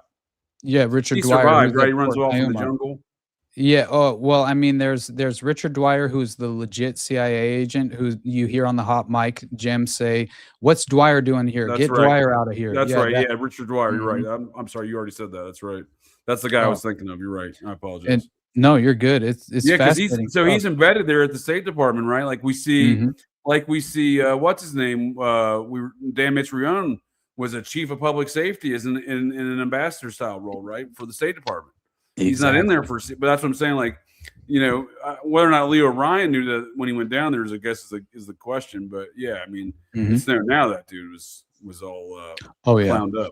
Yeah, he was glowed up for sure. But there's there's basically a list that Congressman or William Holsinger, the aide, was given after Congressman Leo Ryan was murdered on Port Cayuma in Guyana, and essentially they claim that George Philip Blakey, right, which was a top Jones aide, served as a mercenary recruiter for the CIA-backed United Forces in Angola in 1975. Blakey was a British citizen as well, right, and is the same man who arranged the lease and the money for the lease for the Jonestown settlement area with the government of Guyana in 1974. He's also the husband of Deborah Layton Blakey, who fled Guyana in May 78 after Dwyer arrived, the CIA agent, and is apparently Blakey is the brother-in-law of Larry Layton, right, who was the only man charged in any capacity whatsoever in the murders of the Port Cayuma airstrip, and was also life in prison. Right. Exactly. And I believe also he had to essentially contend with attempted murder as well beyond the murder charges for Vernon Gosney, I believe, is one of the individuals. But Blakey is the son-in-law of Dr. Lawrence Layton, as I mentioned, former chief of biochemistry and director of chemical warfare at the U.S. Army Dugway Proving Ground in Utah in the early 1950s. that's the NSA site out there in Utah, right? Dugway. Yeah, right? Exactly. Dugway is a chemical weapons, nuclear weapon testing grounds out here. That's right. That's the proving grounds, right? Yeah, this place is literally 800,000 square acres. Wow. It's the size of Rhode Island. So very similar in operations to like Frank Zappa's dad's operations up there at Fort Detrick and so I can't think about there. All of the MK Ultra stuff that they did at Fort Detrick ended up coming out to Dugway for actual in the field testing after all the laboratory stuff was done. So interesting. Yeah, that's very interesting. Gnarly. So what's your all's thoughts on, after the Jonestown thing gets wrapped up, why do we see so much crossover between Aquino's operations and the Jonestown operations? Because up there in Ukiah, right? That was their basis of operations, Ukiah.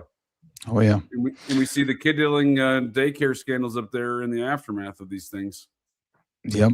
Yeah, and I think honestly, apparently Kissinger had originally, as far as just Jonestown is concerned, Not Kissinger, huh? Cocaine Yeah. Bob's buddy. Man, he had given the CIA orders to arm the rebel groups in Angola, right? And the CIA was basically subject to new legislation that initially was proposed by none other than Congressman Leo Ryan, that happened to require the agency to account for all the money they had spent for covert operations after There you go. congressional approval. So there's a reason. There's no way they can do that, right? No. There's no reason he they're was like, lured that down there. motherfucker's going to have to die. Exactly. They lured his ass down there. And I think they set up the entire operation to the point to where you even had victims' families who were given false information, maybe even given true information, but for a purpose, things of that nature, right? Who essentially formed a victims advocate group because they were obviously concerned about the welfare of their families who were in this remote jungle in Guyana. Well, I mean, what you're describing, what was done to the families there, sounds a lot like Extortion 17, that DevGru Navy SEALs Team 6 operation. So those 11 Navy SEAL Team 6 guys and the 2 Special Air Force Special Operations guys, the pararescue guys, they had their families come down for a meeting there. I believe it was in High Point in North Carolina, and they sent them home with CDs, right? CDs. Wow. And they put tracking and bugging software on their CDs. They were supposed to be like something to honor their dead child. Like this is their personnel work and some other shit to honor them or whatever. And the CD they go and pop it in there. There's nothing on there, and turns out there's fucking tracking software. So the way they torment even like the surviving families of these operations, dude, like even if it's service members or just, psychological warfare, guinea pigs in Guyana. Right. Yeah. No, I mean, really, it's interesting because whenever all of the remaining survivors came back to the States, right, they all were forced to essentially report to a specific location, right? Which I do think the institution they reported to. You gotta get there for debrief, dude. Mm-hmm. Report for debrief. There is definitely a reason in which, just as far as you also have these strange murders taking place following Jonestown as well, right? Within we're talking stateside. Yeah, we get Dianne Feinstein from those strange murders because we get the murder of Harvey Milk and the mayor of Moscone there of San Francisco, right? By Dan White, the Twinkie defense, right? And a lot of folks don't realize how Jim Jones was so integrated to those exact parties. He knew Dan White, he knew Harvey Milk, he knew all those folks in the city council, the councilman of San Francisco, and the mayor. Right. And there were, so essentially the Mills family, I believe, Al and Jeannie Mills. Yeah. Al and Jeannie Mills. And this is just 15 months, apparently, after the Jonestown massacre. Was that also in the Bay Area then? This one, let's see. They had essentially moved, but they were inside their home in Berkeley, California at the time whenever they were murdered, execution style, right inside their home. And this is February 27th, huh? Mm-hmm. 15 months after the Jonestown massacre. Yeah, apparently that's pretty close proximity, right? Right. And so she co-founded the Concerned Relatives of People's Temple. Okay. Yes, sir. It did seem like because the murders specifically obviously caused many different people to essentially claim that there were hit squads, right? Temple hit squads that were going around. Dude. Mm-hmm. And so you had ex-members who would apparently avenge the deaths in the Jonestown community against its perceived enemies, right, is what they claimed as well. Some people, who I thought was interesting, but who knows? It feels much more like a cover-up to me. But I mean, they're the ones who present. That's right. They're the ones who hired this. That's the Concerned Relatives group is the ones who hired or solicited Leo Ryan to go down there, right? And they're already telling the tales of the hit squads before that. Then, yeah, exactly. Wow. And that's what is really so fascinating. They almost like spoke it. I mean, you could say like, well, they asked for it. They're the ones talking about it. Like, well, right. Whether or not they're talking about does not have any bearing on whether or not these hit squads exist or not. Well, their discussion of it. Right. Well, so there actually is some evidence that they do exist. The San Francisco Chronicle had an article. There were families dying before the massacre even happened. They were being arranged, though. This was very interesting. Is one of them was, I believe, on wasn't it on the railroad tracks where his body was? They claimed that he got hit by a train, but in reality, he had actually been killed prior to the train hitting him because he had pulled his work gloves off, and they were lying perfectly as if he had placed them on the ground to sit down and have lunch. And he took a lunch, and he got bludgeoned over the back of the head and arranged and placed on the tracks, and then instantly killed whenever the train came by. This is sounds reality. like he smoked too much pot, sir, and he tried to take a nap on those tracks. Oh man, no, it's fascinating. The same kind of narrative, right? I mean, with the voice of the tracks from Mina, what you're describing. Exactly, and I think it was I forgot the name of that man's father who really caused a huge kind of brought public attention to it, because he obviously did not accept the official version of what had happened to his son. But I'll get into that, because he apparently the person who was a member of the People's Temple who had been killed on the train tracks had already been trying to talk publicly about blowing the whistle surrounding the group, and claiming that he wanted to leave, that he wanted to actually no longer be a member of the People's Temple. And then he instantly is found dead on the railroad tracks in this very suspicious way. And so, by the way, I think it was Jeannie Mills herself, right, who had created that victims advocacy family, group basically. And she came out, and she essentially gave a statement, right, claiming that they had cooperated for a short amount of time, right, to essentially expose at least help expose the public to the fact that, basically the People's Temple had strategically moved and set up shop, basically abandoned the states by design, right, is what they were claiming. And essentially she said it was like, it felt like it was signing our own death warrant whenever they moved from Ukiah, essentially, and left to Guyana, is as if the police protection after the massacre was basically it didn't exist whatsoever, and that potentially even the People's Temple were receiving police protection, and that they were even involved in some of the targeted killings that were conducted following the massacre. So makes a lot of sense to me, man. You got to control the national security state somehow. You use whatever implements you have available to you, including the law enforcement in the area, right? Which again, I think part of the reason we see Aquino bring his satanic kid diddling enterprise to the daycare centers of Ukiah. It's probably part and parcel of the same tale. Now, there's one additional layer to this before I let it go, is just only because I thought it's fascinating, right? Because again, this death specifically is the one that you have not only the hit squad rumors. What's unsolved, sir? There's exactly. 2 dates. It's not solved. I mean, it should give they claim the son was potentially responsible, which this is where it becomes very convoluted and interesting, because again, you have basically the 17-year-old kid by the name of Eddie Mills, right? And this is what police had initially turned their attention to just after the event took place, and this case was being investigated allegedly. And so the son was in the house at the time of the shootings, but he apparently was left unharmed. And Eddie claimed he was unaware that the killings had even taken place, even though the police happened to find gunshot residue on his hands. So no shit. So it feels like other theories again instantly arose following this, surrounding the motives of the killings potentially. And it basically, one was obviously easy to dismiss in a way, drug deal gone wrong. But former Temple members obviously being involved was a major. Temple members though too. Like that doesn't really to roll out the old they committed suicide or the drug deal gone wrong. It just doesn't seem like it would fit too well.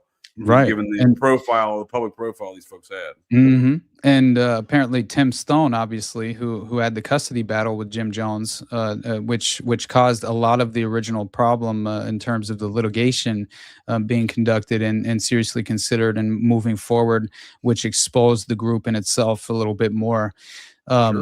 So apparently Tim Stone had even lived with the Mills for a short time, so it did cause a lot of people to question what exactly took place here. But then here's where we found an interesting additional layer. So FBI agents obviously interviewed the Mills and as far as the rest of the families and things of that nature. 2 days apparently before the couple was killed, they even interviewed the individual couple. But anyway, it turns out that there was basically Michael Myers, right, who's a researcher, and he essentially guy that stabs a bunch of people, dude. No, not that one. This one's Meiers.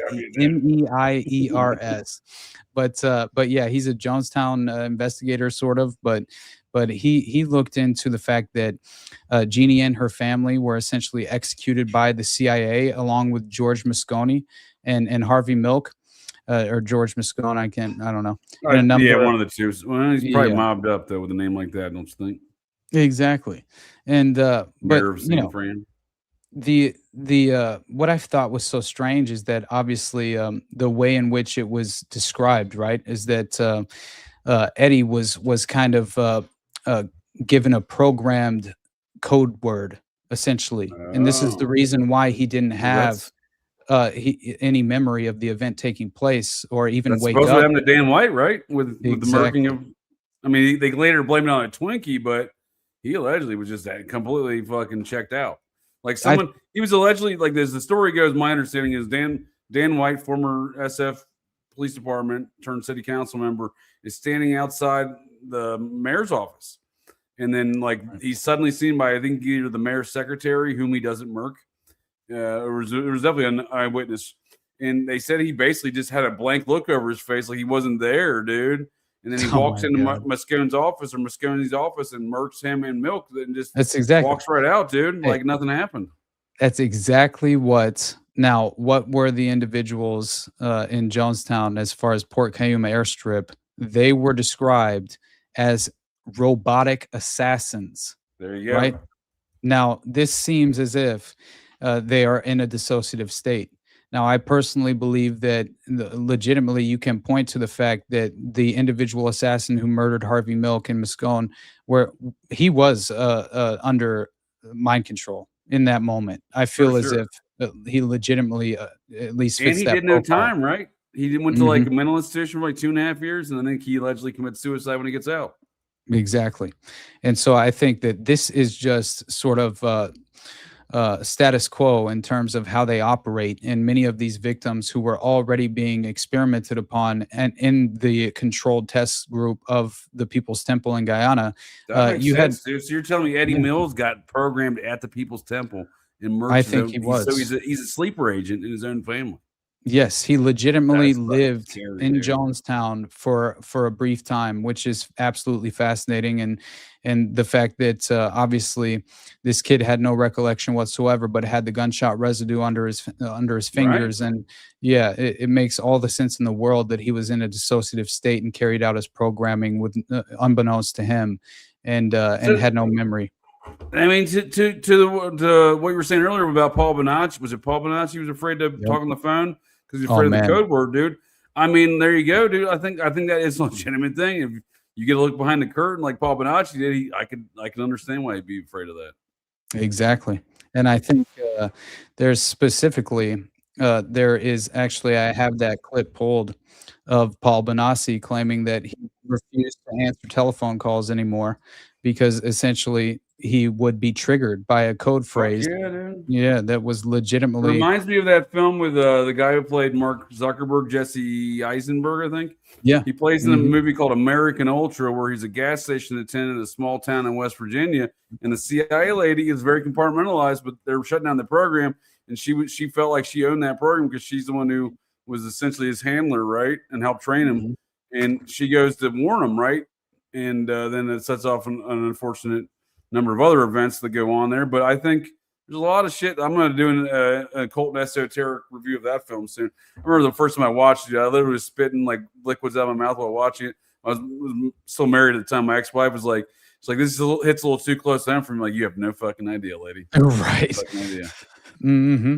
Yeah, and I mean, even in the Manchurian Candidate, it's like, how many examples have we had of this legitimately being the case, as far as trigger mechanisms, as far as code phrases, or even just a code word that they could utilize to trigger you into an altar that you've been programmed to essentially, and this was and wipe you clean afterwards, and wipe you clean out, like, because that's what you're describing. Those two details are salient characteristics I recall first learning about in Walter Boart's Operation Mind Control. Yes, exactly. Operation Mind Control. Testing mind control, not experimental operational mind control. And they would call them split personality spies that could pass information without even knowing it, right? And that was at least one obvious, based on hypnotic triggering of this code word, and then they would then program with the message, and then they would have to reprogram their own memories later. And Boart's cousin they grew up with, he had a first experience coming back from Vietnam like this. Fucking Nam, that is. He said his cousin had been reprogrammed with cardboard memories. Wow. Like, they had shown him pictures of his family and shit, and then he could only remember those memories because his mind had been fried by transporting all of these hypnotic secret messages, right? So code word, program with a hypnotic message to transport to a different location during the war. The guy would do that, but then afterwards they're like, man, this guy's he's done so many times, we got to reinstill this dude's actual memories back in his brain hole. And to do that, they had showed pictures from a family album. Remember this time, you and your parents. Remember this time. That's amazing. And when he was reciting that to his cousin Walter Boart, they grew up together, as Boart tells in his book. I think he uses a pseudonym for him in his book, but he later describes him as his cousin and one of his best friends growing up. Says he came back from the war like that. He says that his cousin's describing these things as being implanted in his head, the memories that he can remember, but he can only see a picture. It's not an actual. Oh my God! Because we actually only did see a picture. You smell something, you hear a song, it brings you back to. He didn't have those elements to his memories. They were cardboard memories. That's amazing. That is exactly what, if you remember, Dr. Eamon Cameron's psychic driving technique, right? Absolutely. That he utilized, which Sirhan is a prime candidate, obviously, but it seems as if he had achieved some just revolutionary states in some of his victims in Montreal in the Canada MK Ultra experiment. Not just Montreal, sir. Not just Montreal. Roger Stone's buddies at NXIVM cult, the Albany chapter of the Process Church. They had a neuro doctor who got lost his medical license in the state of New York, because Ewan Cameron was actually from Albany, New York. He would travel to Montreal to do those experiments. However, a neurologist was doing the same experiments at an Albany hospital, again, just down the street from where Ewan Cameron was a resident. Of course. And I hear that Plattsburgh Air Force Base right there in upstate New York was actually very much a key fundamental experimental sort of geographical bridge in a way to Canada. Just up the road from Albany, just not far, 2 hours. They were outsourcing these techniques, I believe, is what was truly happening. And but he basically had entirely destroyed an individual victim who was there for postpartum depression or something as obviously benign, right? Like that's like a benign reason to go see a doctor. You'd think it would be, right? Like exactly. You wouldn't think you're basically volunteering yourself for such a program without having the consent in which to volunteer yourself. You're not consenting to it, but you essentially you're here. We're doing a program. Come on in.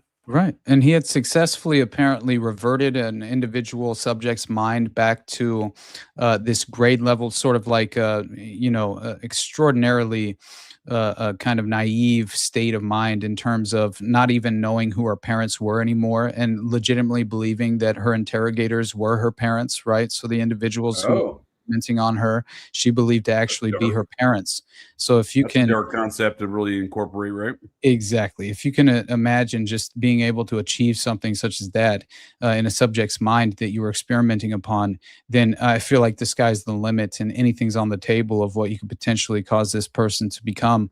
And that was the form of what I had seen with Paul Benassi here is basically he suffers from MPD, obviously a dissociative identity disorder, and claims that he was transported across the U.S. and internationally as well, and forced to have sex with various prominent figures, and deliver drugs, and participate in satanic snuff films, and beyond that, he even claims that basically he was originally programmed with an alternate identity created by Monarch when he was 7 years old, but it started at as early as 3.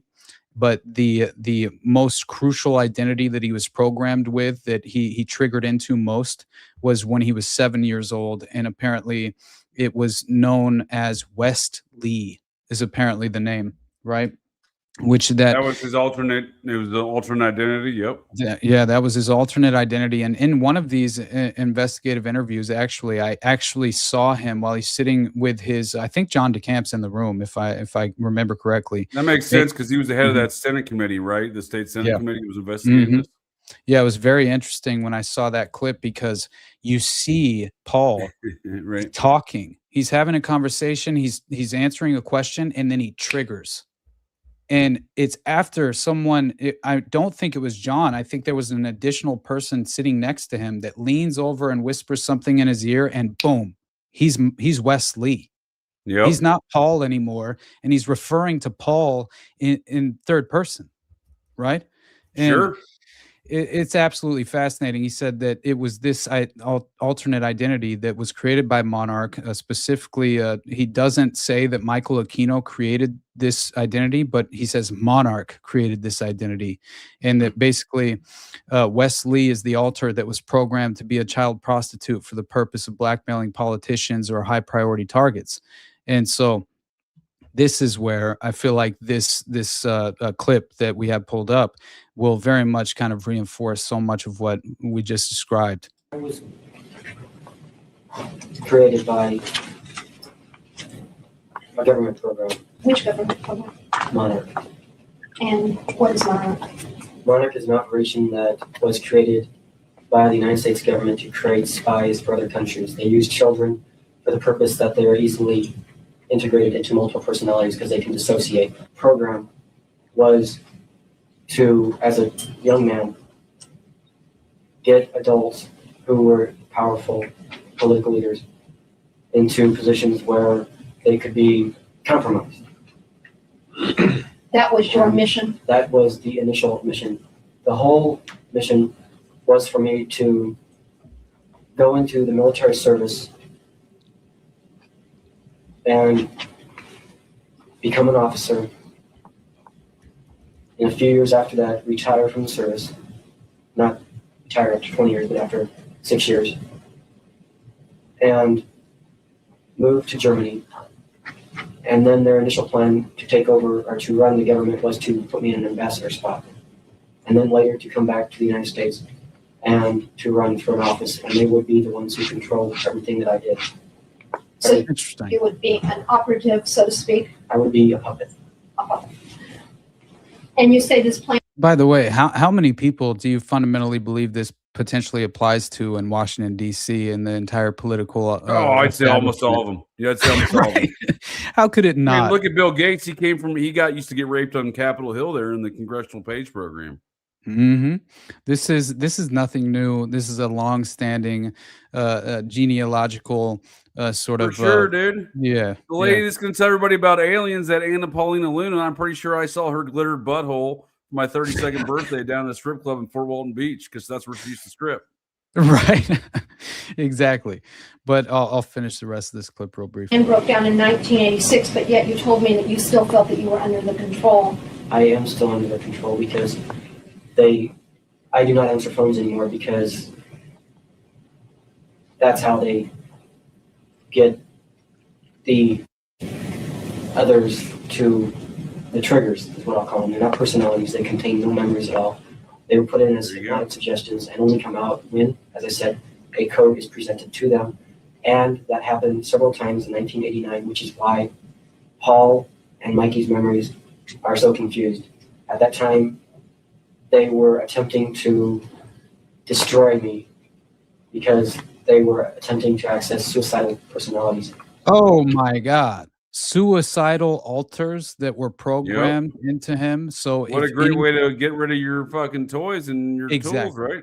What if he would have potentially gone off the reservation, so to speak, as he obviously did, but clearly I feel as if they damaged his credibility enough to where the vast majority of people refuse to take it seriously, right? Oh yeah, and they damaged his credibility. They killed Bonner's brother, right?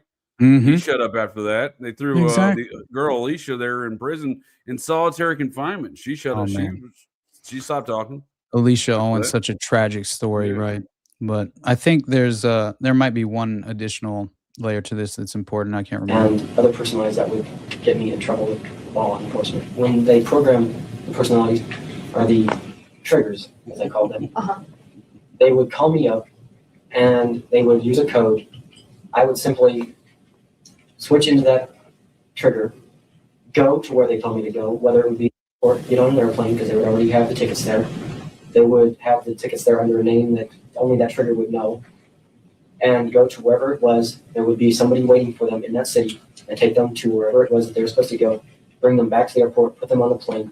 They would come back home, and as soon as they walked in the door, the memory of everything that had just happened would be erased completely. Yep. So I mean, a lot of what he says seems to check out to me. I mean, like it. Yeah. Like, somebody was saying it very, very well detailed. He doesn't come across as making shit up, bullshitting. You know, there's no. He didn't get shot by 2 lasers or none of that. Mm-hmm. And by the way, there's a book that I sort of reference back to it occasionally whenever I consider the concept of free will, because obviously the three of us can practice and engage in free will, and what a blessing, right? What a divine gift that we've been given at this moment. But how legitimate is the possibility that maybe environmental factors, a legitimate, let's just say, targeted prioritization of you as a potential threat, that they could implement these techniques upon you, and then overnight, or maybe even faster than that, you could find yourself as entirely suggestible and uncontrollable in terms of your own free will. No it's gotta longer be frightening able to sit in his seat and understand what he understands there, to know that he has this other side that he has no conscious control over, dude. I mean, that's some dark thoughts, man. It's terrifying. It's a terrifying prospect, and it's hard for, I think, any of us to kind of attempt to conceptualize it even. But there's a quote from a book that I had read when I was covering the Program to Kill is what I called the episode, but obviously it was just a play off of McGowan's book in regard to James Holmes and the Aurora, Colorado cinema shooting. And there was a book written by, it was co-authored by Lynn Hersha and her sister, and it's called Secret Weapons: How Two Sisters Were Brainwashed to Kill for Their Country. And it's fascinating.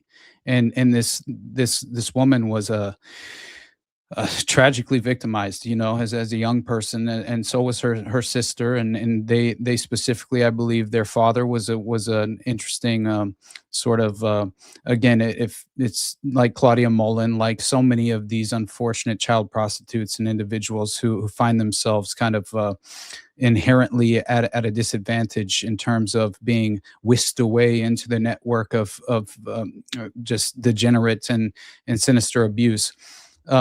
She Why do I know unfortunately, this fellow's name? Dale Griffiths, the author of the book. Oh, well, he probably was the true ghostwriter in a way, sort of thing, that helped actually author the book, but it was from her story is basically the point. But is he known for something? His name seems familiar to me. Dale Griffin does seem familiar. I honestly Dale do Griffith not recall. was a satanic panic whistleblower West back Memphis during 3, the right? 80s. There you go. Partially, yes. Okay. This dude was legit. Like he He actually exposed a lot of things, but got cut down like a lot of people trying to. There we go. I knew I'd recognize the name. Thank you, sir. Hey, well, it looks like this is more valuable than I realized. As far as I think it is, dude. I was about to say, this guy's got a fucking. He's out there. Yeah, Del Griffiths is like the real shit. And as far as I know, there was never any like scandal or like he had ties to the FBI or something. Like as far as I know, the dude is just straight legit all the way through. Oh yeah. Well, that at least it's refreshing to hear personally, just because so many of these sources that we can potentially rely upon, kind of lose their appeal over time as you consistently overexpose yourself to the reality of the strange connections behind the scenes. But luckily that doesn't always apply, and thank God that it doesn't in this moment. And actually, this person seems to be a kind of a light in the darkness in a way. And I was just very grateful to stumble upon this whenever I was trying to. I've never heard of this. Yeah, that's awesome stuff, man. And there's a specific reference point in the book where Lynn personally describes her feeling in regard to the concept of free will. And it broke my heart, man. Like, just seriously considering it, it's a difficult thing to kind of rationalize and imagine. And she says, what angers me is the loss of control. At any moment, someone could come to me, be dressed the right way. Because imagine, right? Polka dot dress, right? That's exactly what I was thinking. Exactly. Dress the right way, use the right code, and I no longer have free will. Yep. I will do anything that person requests. I hate them for that. Nothing else is as bad as knowing that I am always out of control, knowing that I am still a laboratory experiment, a puppet whose strings are hidden from everyone but my handlers, and I don't yet know how to break free. And man, when I read that, it resonated with me. That last one too, dude, especially for sure. They don't know how to break free, because that's got to be a fucking frightening prison to live in. God, I mean, talk about, just feeling as if no one could even understand. That is what we see with Winter Soldier, right? The same kind of, that is a good example of it. The Winter Soldier, yeah. It really is.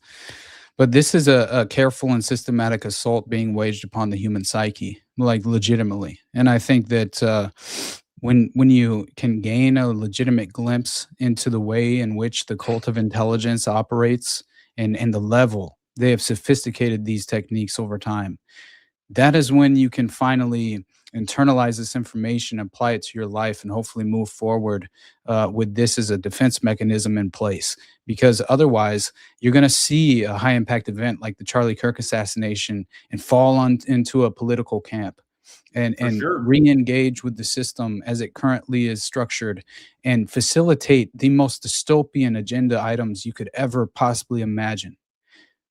How could you morally reflect and look at yourself in the mirror and act as if you're on the right path, that you're doing enough? It's like when you read stories like what I just read, man, you owe those people a debt of obligation in a way, is how I feel, because I've had a privileged life, right? These things have not destroyed me, right? I can fundamentally move forward and engage in free will to a certain extent. And yeah, anyway. That's a good point. I bet Paul Bonacci, who's still alive, can't. Right. But Exactly. them two sisters can't. Exactly. And that's what I think is what people should attempt to just reflect upon for a brief moment, at the very least, to gain a better, proper understanding before you attempt to even re-engage with the political system as it is, and is the main point. Because unfortunately, you're only going to continue to facilitate the worst totalitarian measures you could even imagine. But I totally agree with you. I listened to every Gerald Hall's comment. Man, your mom's the best. I met him at Oh, yeah. Bobo personally. Oh, and, nice. Yeah, he's someone I hope to meet him at the next one again and actually get to spend more time with him because Oh, for sure. I always enjoyed Gerald Hall's inputs in Right. comedy there as well. Mm-hmm. For sure. man. No, I think you're spot on, dude. I want to thank both you gents here tonight for joining me to get a little GCD. I guess we can bring this thing in for a close. There's some great statements to close on there. Their AWP and OJJ there, other JJ. Have you got any other closing statements you'd like to offer? Not really. I mean, I think Watch out for Austin pretty lasers. much- Stay vigilant. Yeah, pretty much. Don't fall for a guy named Ted. There you go. Do you have any plugs? Either one of you gents, do you have any plugs before we close this thing out? Allmylinks.com/rise to liberty or beware the mockingbird on Substack. Both in the show notes already for both you gents, all those links. So folks can check that out there. Oh yeah, buddy. Yeah, I think there's just one other thing I meant to mention earlier when I was discussing and continually bringing up Regina Louf, X1 in the Dutroux dossier, and it was only because she explained the whole purpose of the blackmail operations specifically by her own personal account, and she basically claims that from the moment one has had sex with a child, one is chained unless all parties involved keep their mouths shut, right? Contracts between the business and the political world, contracts among business people, cheating with subsidies or permits, the establishing of fake companies, criminal contracts, and illegal arms trade. Nothing was impossible. We're back to the Henry Vincent and the boat metaphor, dude. Exactly. That's That's the first thing that comes to my brain when you're saying that. That's 100% describing Henry Vincent's comments. Exactly. The chained aspect to it, where you're all on the boat, doesn't you know what I mean? It's the chain right there. Exactly. And she personally claims that it always ended with sex and children. When the deal was good, the other party got the services for free. Well, they then were allowed to do all kind of immoral things with one or more children for free, pictures taken jokingly to keep both parties to their contracts. The pictures used as blackmail. These parties were a nightmare for the kids. And she basically, goes on to explain that obviously, we're talking about as soon as the more sinister the abuse, the more it was actually profitable to the network and the enterprise. More profitable, more keep a tighter network, probably too, right? The darker, more sinister. And that's exactly what she says. Is she says she's instructed to hang around these specific people. Reminds me of the elevator trick in the Concora scandal, right? Where they would essentially, they had a whole floor that was sectioned off in a hotel that all these diplomats and foreign dignitaries would come and stay in this hotel. And essentially it was directly set up with a pipeline to the Concora boys home. And they would have these child prostitutes that were basically mind-controlled boy soldiers, submissive boy soldiers is what they would call them, would go to the hotel, and the entire sectioned off floor would be rigged for audio-visual blackmail. And so they, even if the specific target wasn't staying on that floor, they would have the child prostitute waiting in the wings and essentially waiting on the floor of the room, essentially of the hotel that the individual asset or prioritized ready target. to go, dude. Exactly. And then they would that exhibits some well organized, well planned, well muppet. It is, honestly. But anyway, I'll end it with this: is basically that the point that she was making, right, is that essentially, when she's, and this is 8 or 9 years old, right, that she's being enlisted to essentially entrap these customers into this sexual blackmail operation. And she said at night, the perpetrators, the predators, they were in control. Now they were being controlled with this level of blackmail. Once they realized they were trapped in the network, they started to experiment even more. It seemed like a stepping stone towards even more cruelty. And she explained, as an example of how there was a room in a mansion in Brussels on Avenue Louise where a camera was set up for the purpose of secretly capturing not only child sex, but abuse, which X1 was supposed to get the customer to do to her because, quote, normal sex was often not enough. And then she claims, I started to understand the real meaning of the word blackmail, a word never pronounced in the network, when I was about 14 years old. So it took her a significant portion of her experience of enduring the abuse to even wrap her mind around what the purpose was. But and she's saying that they don't use the term blackmail internally to the operation. Like they don't they call don't it even blackmail. use it. Yes. Yeah. Anyway, Kinder, gentler blackmail, huh? We'll call it fluffy pillows. Right. Apparently. But at the end of the day, man, I just feel as if we all should begin to finally address the fact that, you know, there's absolutely a kind of international scope of this intelligence network at large that's been very well entrenched systematically for generations following World War II at the very least, and I think before then. And yeah, from royal families to secret fraternal organizations and paramilitary organizations and groups and underground cults. It's just like the entertainment world, the things that frame these and shape these ideas in our brain holes through the media, through the entertainment, not just the news. Right. I think it's a great point, sir. And I think one of the salient characteristics I think you point on, or land on, that I like to point out is these Muppets all know each other, and it's always about the kids. And that's why we see, if I may offer one closing statement myself here, in the form of a clip. Did you have any more? I didn't want to cut you off there, Austin. Did you have anything else you were saying, or any plugs you want? Well, actually, how about this? I'll leave you with a quote from the Concora scandal, which, if you remember, and it's really a quote from The Tempest, which, you know, I grew up. Yeah. There's certain things that I appreciate, you know, in terms of the theater, as much as there's a reason I'm called Theater Thug, you know, but but no, I just feel as if people should realize just, you know, the level of evil and the true threat that is being posed on the world stage at this very moment, and the sinister nature in which they attempt to sort of practice and engage in their philosophies. But yeah, it was just basically whenever in The Tempest, right? I began my Kinkora episode because this is something, I mean, if you remember, obviously the AIVR, right? The Anglo-Irish Vice Ring is deeply involved, and we have Lord Mountbatten playing a key and prominent role in abusing children, but Roy Cohn is sexually, I mean, he's raping Richard Kerr, right? A poor child victim from the Kinkora Boys Home, and so I felt as if was his buddy who was the PI that I can't think of right now? Was he involved in that one too, from the Profumo stuff? Corbley? Oh yeah, he was, yes, exactly. Cocaine Bob Evans. There's a Cocaine Bob Evans element to all this. Yes, and Thomas Corbley, the PI, right?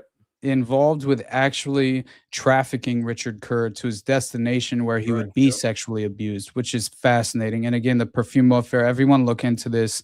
I think there's a cross section. It directly ties into what do they call the hoax back in the day? The Elm Guest House hoax, which in reality it was the Elm Guest House affair, and was not a hoax whatsoever, and should provide you with a great investigative window and avenue into just fundamentally exposing yourself to many of the details required to understand the sexual blackmail operation at large being conducted, you know, in the UK, especially at that time, but and how it extends into the US. But anyway, I'll end it with the quote, and that is basically as the obviously I think it was Ariel wielding chaos magic of all things in The Tempest, right? Which is very interesting that was the context.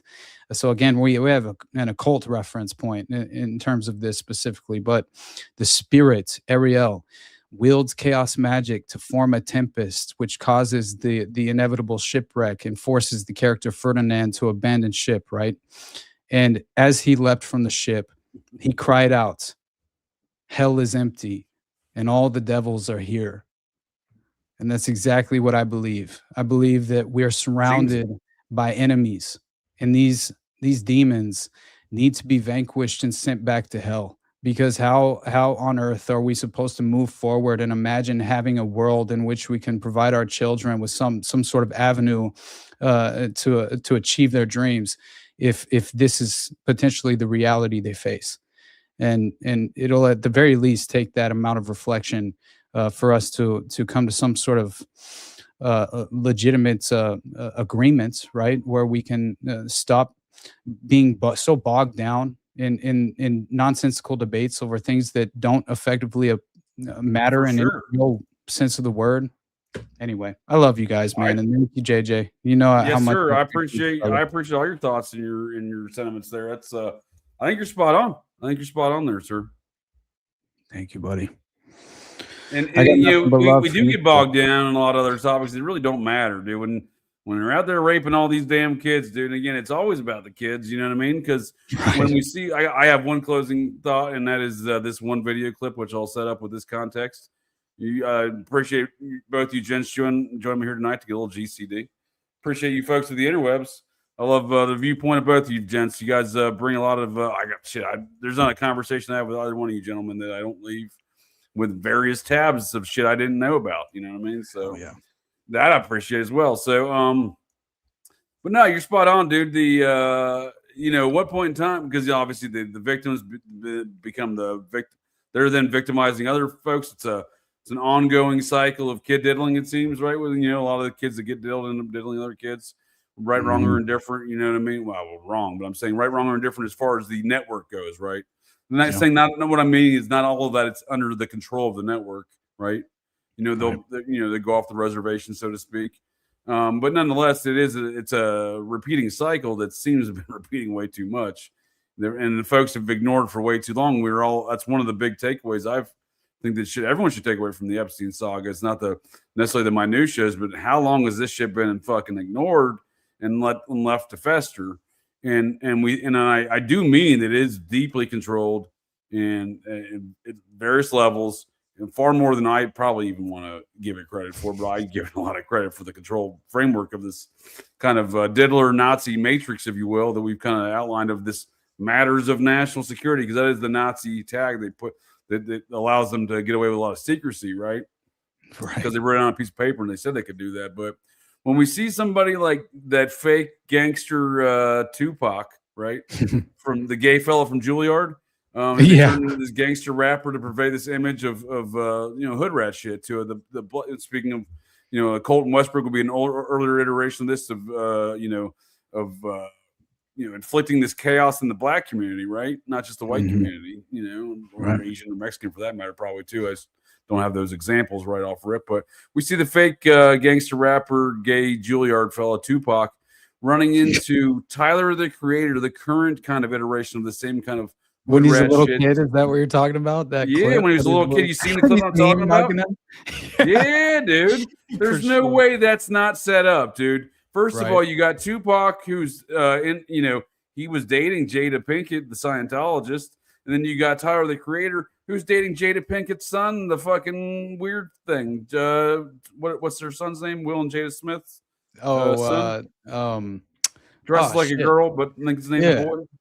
Damn it! Why can't I remember his name? I can't remember that Muppet's name, but he was dating Tyler, the Creator. So you have two individuals that are around the Smith family, but yet 20 years apart basically here, as far as between Tyler the Creator makes any sort of name for himself, because he's a fucking 2-year-old probably in this video. But there's no way that this isn't fabricated for these two to, they're part of a network, and then part of that network is they're going to include the Muppets in their network and advertise as much as possible, because again, this is not happenstance, these two meet, especially when you have both these individuals so closely around the Smith family. Jaden Smith is the boy, for sure, Smith, right? Thank you, sir. Yeah, and those two nut jobs went to an L. Ron Hubbard school. If you wonder why they're Smith. Well, here's that clip.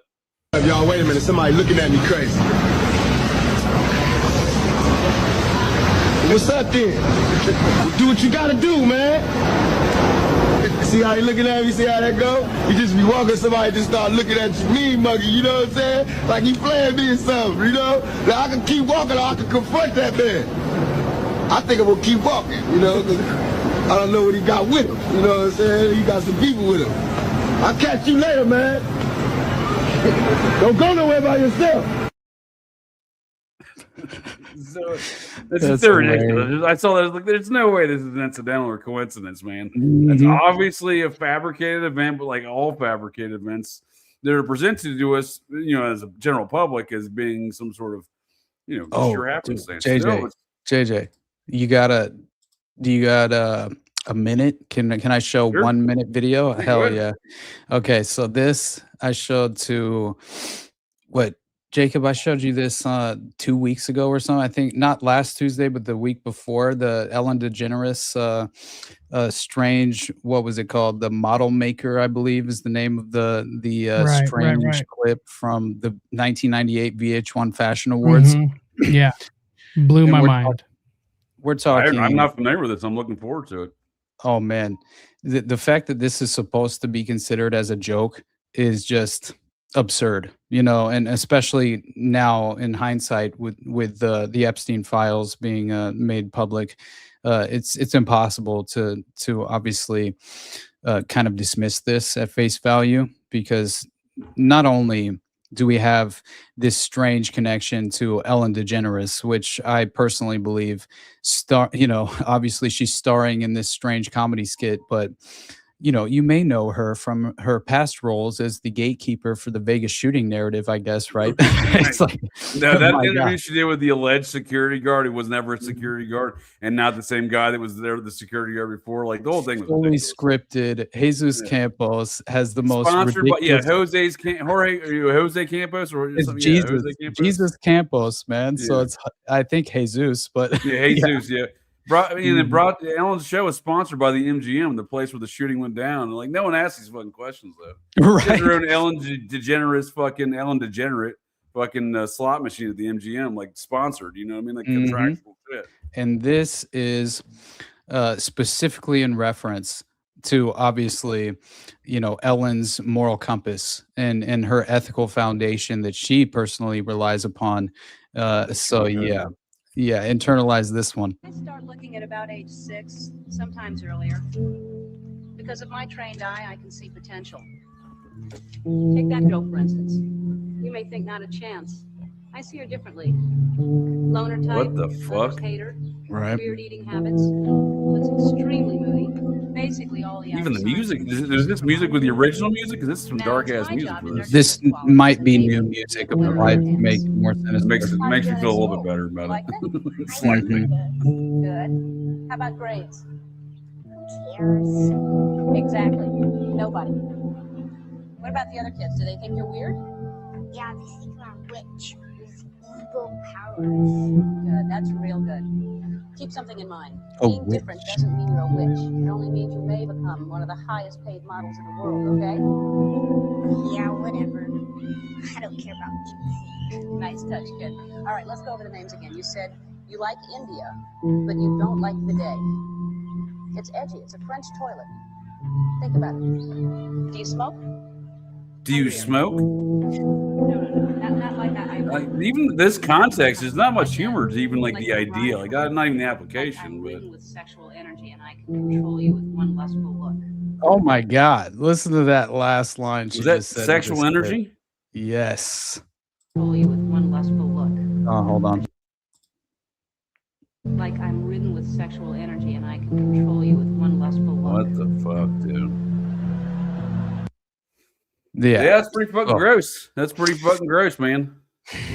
Man, the crossroads between basically Hollywood and this agenda, this satanic agenda at large, and how it's being implemented upon the public. Yeah, this is a long-standing, and so it's just, whenever you look at that, how could you imagine a world where you view that as comedic? That's what I'm saying, dude. I didn't see an element of comedy in there. It's typically, I like to try to put myself in, if I don't think it's funny, at least try to like put myself in like a room of like writers for that, like try to imagine what they're talking. Like, I don't even know how you come up with that, dude. Like, none of that's like, I don't even, the context, the lack of humor, all of it, dude, all of it.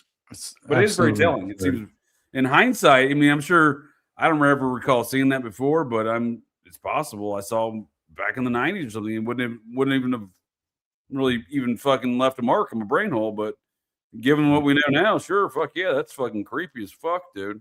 Mm-hmm. And it's not even the writing it; it's the filming it, dude. Someone's greenlighting that shit, dude. You know what I mean? They're getting advertisers to sponsor on shit, dude. You know, it's a fucking network, dude. It's a whole system. And if you remember, I had just briefly mentioned the Ellen Show appearance of one Jesus Campos, which is entirely scripted, right? And that's according to attorney Catherine Lombardo, who launched a civil lawsuit, multiple civil lawsuits, I believe, but definitely launched a lawsuit against and basically investigation into the Mandalay Bay shooting. And she asserted that MGM Mandalay Bay Casino paid security guard Jesus Campos was paid for his silence, set up the public relations stunt on the Ellen Show by MGMRI, which was coincidentally owned by the exact same company. There you go. And rushed their security guard, Jesus Campos, into hiding. Came with his own CIA agent too, didn't he, right? Mm-hmm. And I believe it was the Baltimore Post-Examiner. They revealed that Campos happened to have been paid for his silence, signed an NDA. Then also the Ellen DeGeneres TV show appearance was entirely scripted. And the BPE claims that an interview with the brother-in-law of Campos confirms that the MGM booked the TV show appearance. Campos was flown to the TV show by MGMRI. Yep. The walking cane that Campos used on TV was allegedly a prop. And MGM even provided him with a rental car, several hotel suites, and he and his family were staying in at the Dara Hotel. And apparently the MGM did, in fact, hide Campos in a condo in the Vegas area during that time with armed security guards who basically threatened away any journalists or press whatsoever. And apparently the most shocking confirmation came when Campos was reported as saying that the hotel security staff was fully aware and knew that Stephen Paddock had copious amounts of weapons inside his hotel room that they had actually helped drag up to his room. And Luis Castro was the name of the former brother-in-law. And he told, basically he said that Jesus Campos told him that MGMRI knew that the gunman had suspicious amounts of luggage and guns in the room, but security neglected it because of his alleged high roller status, which obviously is what they tried to run with. But Campos, again, signed a non-disclosure, received an all expenses paid trip, and was gifted 2 condos where he could reside at the time as well. And how many Campos did they show us, you know? Mm-hmm. They showed us numerous. That wasn't the same Campos as the one with the glasses before, right? And that's I what remember. I owned a security and private detective agency at the time. I was licensed to do security MPI in Ohio, so I remember looking up his credentials in Nevada. He didn't have any. There was no. That's hilarious. Licensed to be security in Nevada. There was one additional layer to this that wrinkled in a very interesting way, and it was basically the story of Campos, right? Basically being tied to the Ronald Reagan UCLA Medical Center, where he had gone for alleged stress therapy, which had once been, obviously, and this is following the shooting, a prominent facility used in the CIA's mind control program ran by Louis Jolyon West as a part of Project MKUltra. So that was exactly where, obviously, he was implementing the behavioral modification research, and many of the archives of Dr. West, or Jolly West, are provided out of that exact same institution where obviously Jesus Campos was taken for this very strange, sort totally of coincidental. Has nothing to do with Jolly and West. These Muppets all know each other, dude. I swear. It's so ridiculous. Mm-hmm. Anyway, I'll shut up. I love you guys. That's awesome, man. Yeah. That's that's good stuff, man. I appreciate it. I appreciate both of you gents joining me here tonight to go GCD. And I appreciate the folks at the interwebs joining us here too. I think do believe some folks enjoyed our full-blown schizo. I believe we delivered as promised in that regard. So hell yeah. Any last alibis, gents? Jacob J, Austin, either one of you? Just keep an eye out for some of the stuff I have coming. There's going to be a lot of stuff over the next probably month and a half. So get ready for a flood of all sorts of really awesome content coming. I look forward to it as well, sir. I enjoy your blog. I get those updates. Check those out. It's always good stuff, and I enjoy your focus on the panic. I'm getting a little panicked right now thinking about that. I got Anatomy of Satanic Panic coming up here tomorrow night, and also look out for lasers. There's thousands of Americans out there. By the way, I've been shot with a laser beam twice. Heads down, folks. Have some decency. Well, that's it.